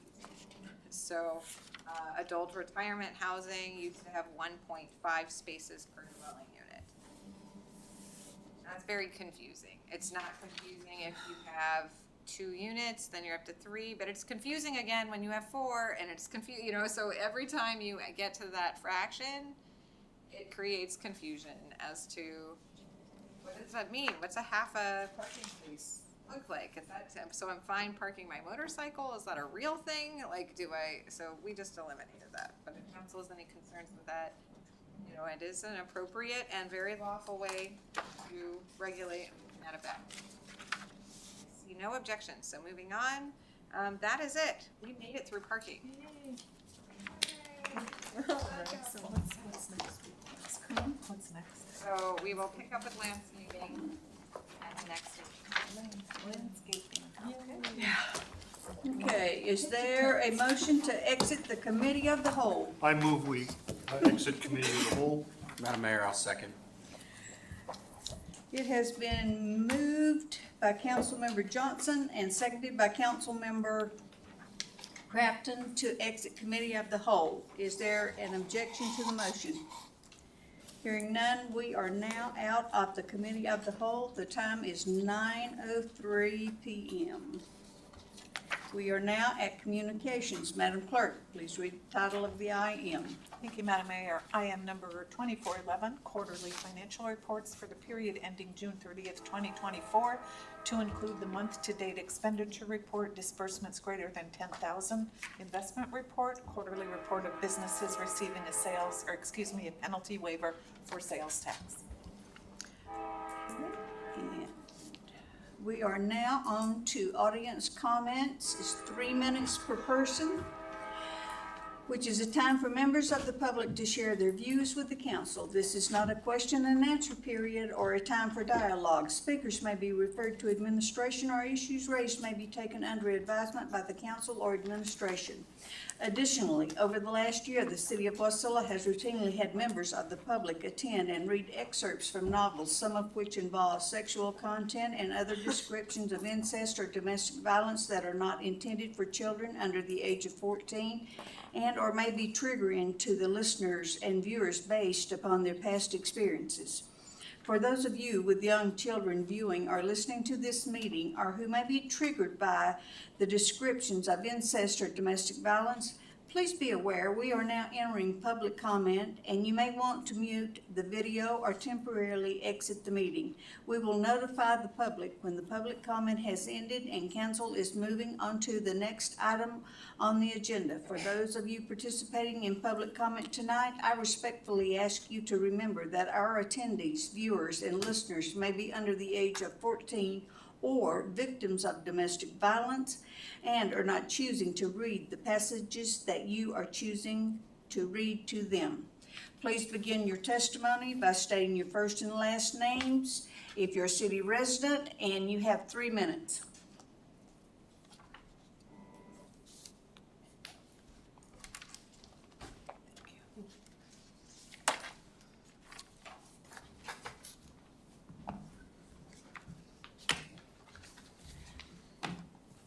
Madam Mayor and City Council, thank you for giving me this opportunity to speak with you tonight. My name is Jackie Goforth. It's not a librarian's responsibility what is being published out of New York. it's not a librarian's responsibility as what is making the New York Times bestseller lists or what's getting critiqued. But I want you to know that the books are getting sexualized and they're directed for our children. I'm going to direct you to Anne Frank's diary, the graphic edition. Now, in the original Anne Frank's diary, this is listed as a nonfiction, by the way, and you'll see in here that Anne Frank's is now a lesbian. And on that last page, if you read the very last bit of it, it's a very lewd depiction of female genitalia, and the very last bit of it talks about putting the digits of a finger somewhere.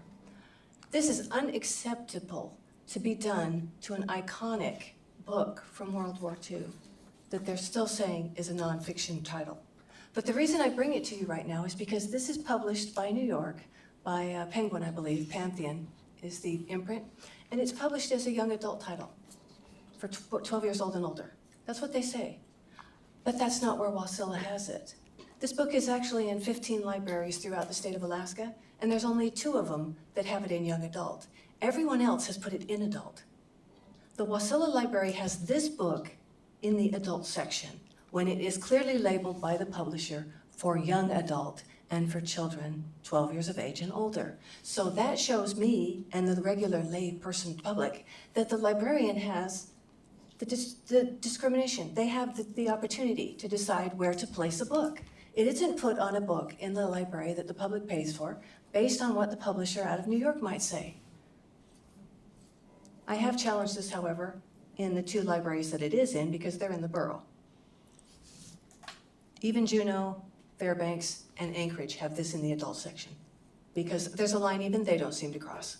You don't take an iconic diary from a 14-year-old from World War II and add sexualization to it and still call it a nonfiction and have it available for children. And that's why I speak to you right now. It's because I care. I don't believe our children need to have this put in front of them and believe that Anne Frank's was like this. This was not in the original. Everyone knows that. And yet it's in this one, put out by a major publisher. That's why I speak to you. I mean, it's not the librarian's fault. It's not. It's not. And I also want to tell you, because I waited to speak with you, I wasn't here earlier.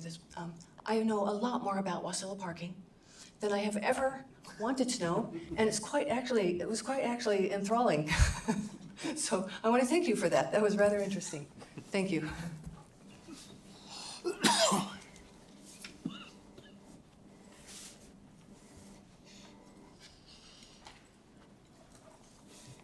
Good evening, Council, Mayor. Thanks for the opportunity to speak. Jeannie Trashinsky. I live outside the city limits of Wasilla, and I've just been thinking of a lot of things sitting here tonight. 2000, a friend, and I put that in quotes, a friend wrote me into joining the Friends of the Wasilla Library Board and really challenged me with helping us to get the new library built. Starting from 2002 till 2016, I came to 90% of the meetings. And I would bet that I have been to more city council meetings than all of you put together. And I do it, people told me after the new library got built, well, now you could, you don't need to really work with the Friends anymore. But I just have a really deep passion for the library. I really believe in its importance in our community. I know that growing up for me, the library was really an important place because I'm one of 9 children. And my parents didn't have money to buy books for us. There's no way. But I love the library, and it provided me a place to read and to go to summer reading events. And that is really special and really important to me. And it's important that we continue to have those types of opportunities for folks in our community. And it's just disheartening to continue to hear from these people that do not like our community, do not like our libraries, do not understand what a library is, and that it's about choice. I mean, you don't have to read all these books that are in the library. Anyway, I was sitting here thinking about Gary Polson sat at this table. He's a really famous writer. He wrote Hatchet and he wrote Winter Dance. He lived actually in Willow for a while. He's from Minnesota, but he sat here at this table and he told us that when he was a child, his father was very abusive. His father was an alcoholic. And the first thing that he was ever given with his name on it was his library card. And it changed his life. That's what drove him to become a writer and to become such a successful writer. He actually won the Newbery Award for Hatchet. And he won many, many writing awards. And it's because of a library and because of librarians that really kind of took him under their wing and looked after him. And I just really get frustrated with the hatred that's being spewed on our librarians. I really encourage you, make an appointment and go visit Zane, our library director. He will show you around the library. You need to get to know him as a person. You need to see these people as people, and there are no kinder and no better people in this world than librarians. And I really believe that from my heart. Thank you. Okay, seeing no one else, we will close audience comments, bring it back to the dais. Madam Clerk. Thank you, Madam Mayor. Just want to remind everybody, am I on? Early voting for our city election, October 1st city election is September 16th through 30th. So early vote here at City Hall, 9 a.m. to 5 p.m. and Saturdays 10 to 3. So help spread the word, maybe go around your neighborhood, encourage your friends that are city residents to get out and vote. I know our ballot really isn't that exciting this year, but it's still important to get out and vote. And I really believe that. If you want to vote by mail, please fill out your application, have it to my office by September 24th at 5 p.m. And then we will see you all here next regular meeting, September 23rd. Okay. Madam Attorney. No comment, Mayor. Councilmember Rubio. Thank you, Madam Mayor. Holly, awesome job tonight, listening to all of us. I have this kind of a little dilemma trying to understand, so I'll just kind of lay it out and see. Last fiscal year, 2024, the council awarded a contract to a vendor in the amount of $97,675. However, the city paid the vendor $297,000. I inquired with the finance director, who clarified the funds came from the departmental budget revisions from other line items in department budgets. In the action, the AM approving the $97,675 was only an estimate. I'm confused. To help me understand, I have two questions for our administration. One, can purchases over $30,000 be made through departmental budget revisions without council approval, provided the funds are in the budget? And I don't know if you want two. Are funds within personal accounts being transferred to non-personal accounts to cover departmental line item shortfalls?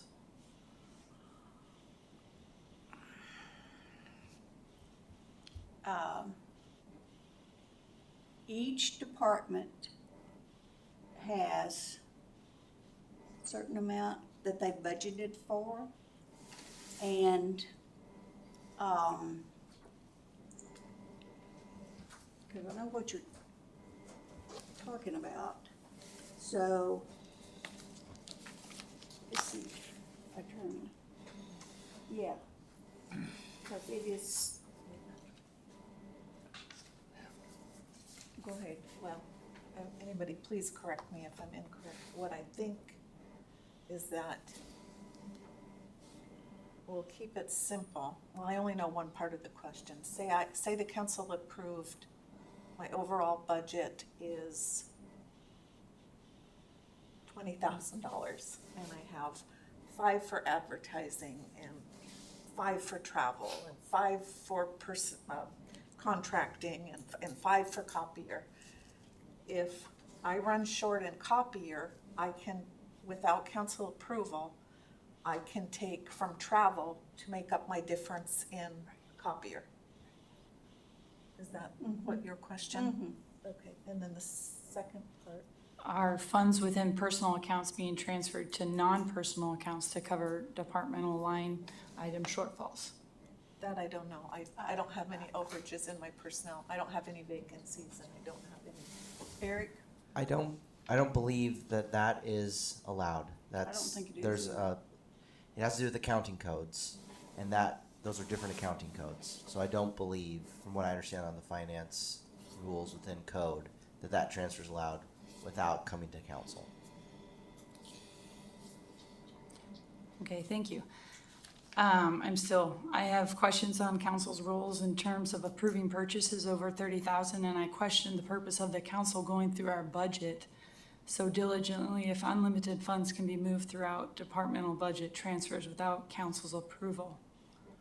I'm still confused with all of it, so if any of the council is interested in scheduling discussion with the administration to learn about the council's role and responsibilities when it comes to city finances. Maybe we can work with, I don't know, Jamie or somebody to make me better understand. Cassie would be I she know would she be left. the authority Would on you, that. do you want to maybe do like a committee of the whole at Yeah. a meeting to talk, I don't know Yeah, if that's can we appropriate do to that? kind of talk about it. Because she's already, PowerPoint and walk the council through everything so Yeah. that everybody's on the same page. that would be awesome. And I think that would actually be super helpful going into budget season. Mhm. That would be awesome for me. For me, I don't know everybody else. Madam Mayor, can I just, the first part of your question, did we get that answered with the dollar amount difference? Could we have Cassie answer that at the same time then, at our Right, next I meeting? think that would probably be part of all of Yeah. it, because it is, you think about it, we awarded the 97, but they ended up paying the vendor 297 and never So came an back to additional us. 200, okay. Yeah, and never came back to us. So that, from what I was trying to understand, going through budgets throughout what I've done, it's 30,000 or you come back to us. And I'm confused with that. Okay, if the total, this is my understanding, and don't hold me to this. Okay. I don't hardly know what 2 and 2 is sometimes, but anyway, if each department has budgeted a sum total of 97, but that's all of them. And then, say, my admin, I budgeted 25, but yet mine went to 28. I'm still under 30. But it added that extra onto the dollar amount. Am I right? No, I think you're right on that, but I don't know. We awarded a contract of 97,000 and we paid out 297,000. And a lot of it was because that's sitting right there. Oh, I don't know about that, but I'm just wondering why it never came back. And my job is the budget. And so I'm trying to learn and be a stickler on it. And so I think maybe it's a learning curve and maybe I'm the only council that feels this way. But I just feel like, I think what you presented, maybe Cassie coming, if that's who needs to do it for us, maybe walk us through that, because I just don't know how this went by without ever coming back to us, I guess.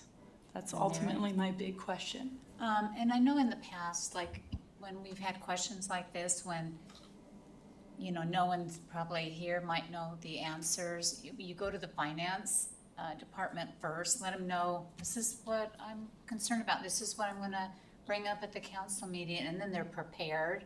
Then she probably would have all those answers and say, okay, but yeah, that's She what emailed we. me back and that's what I had said. She emailed me Okay. back all that, I read that for you.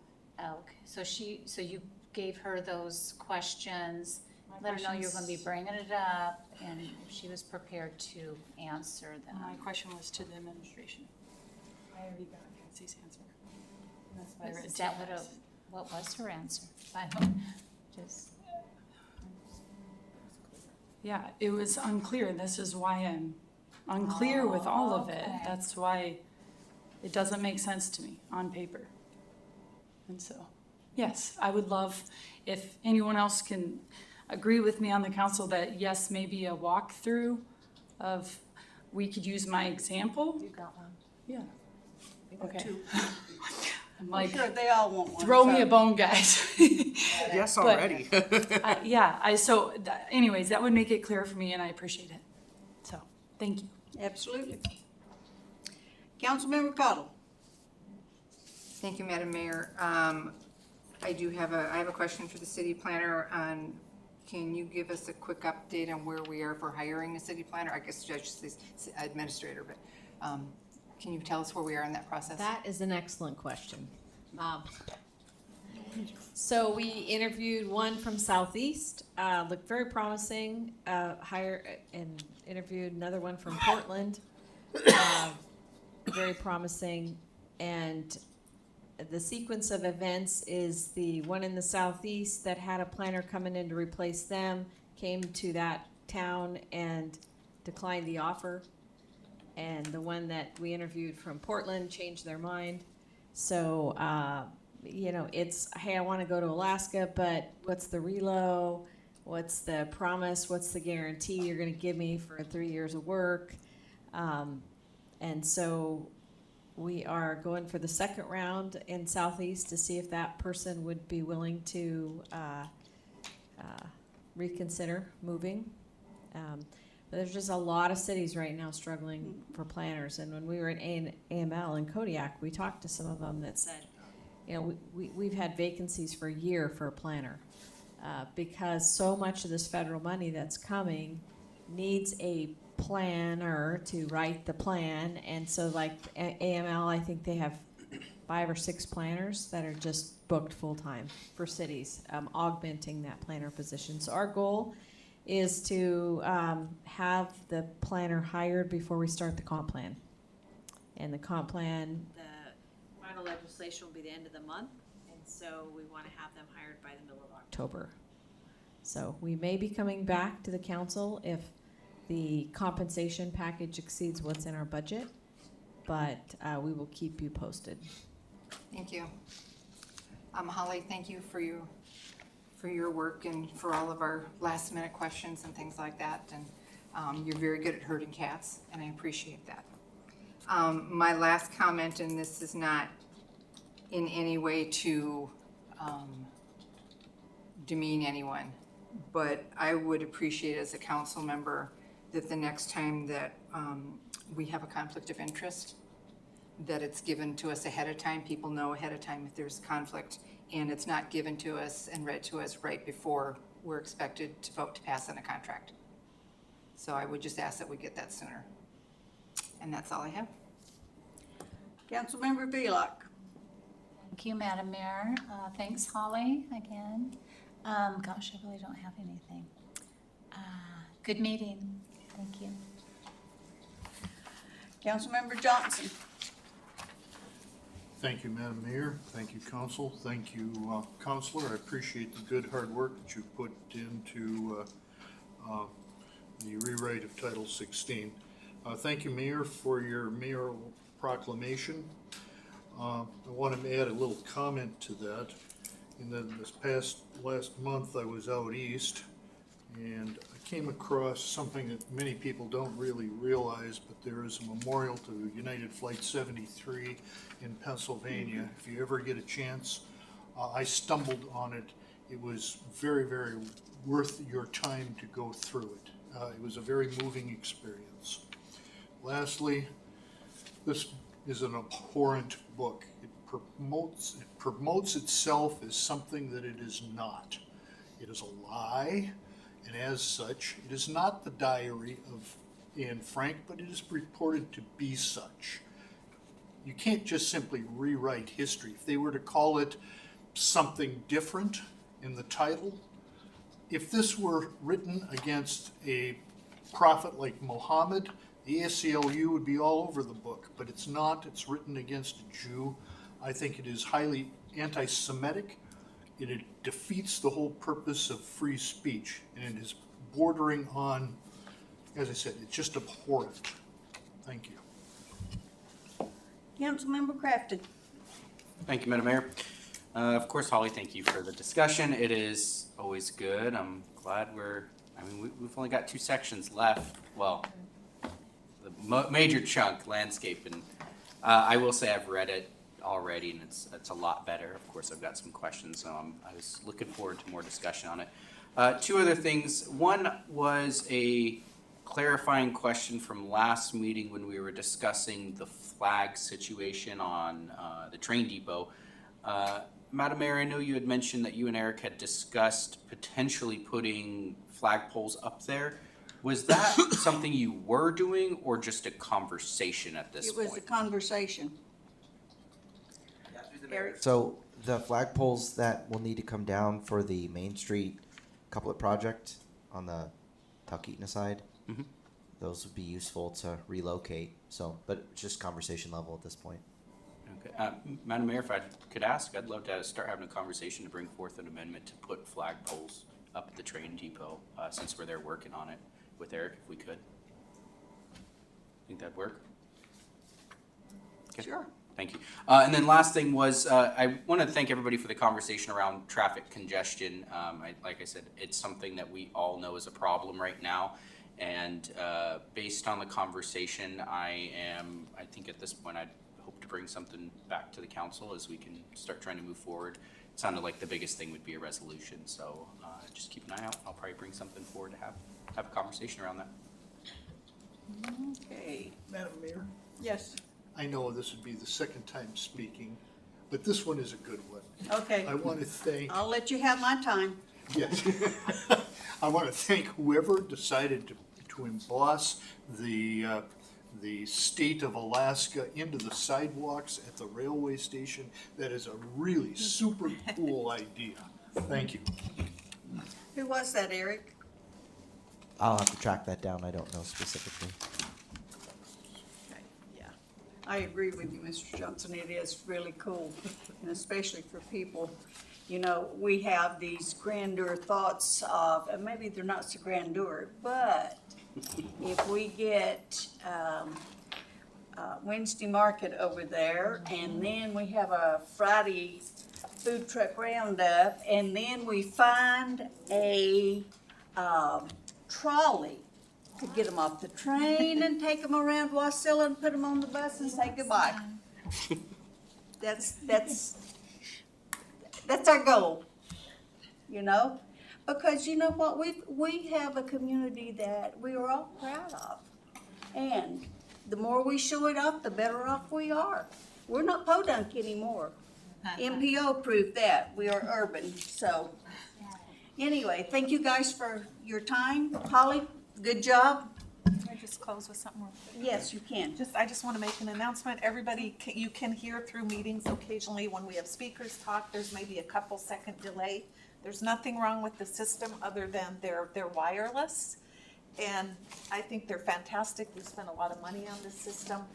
There's no way to fix that occasional couple second delay. Doesn't affect the recording. I think it's just the volume in here.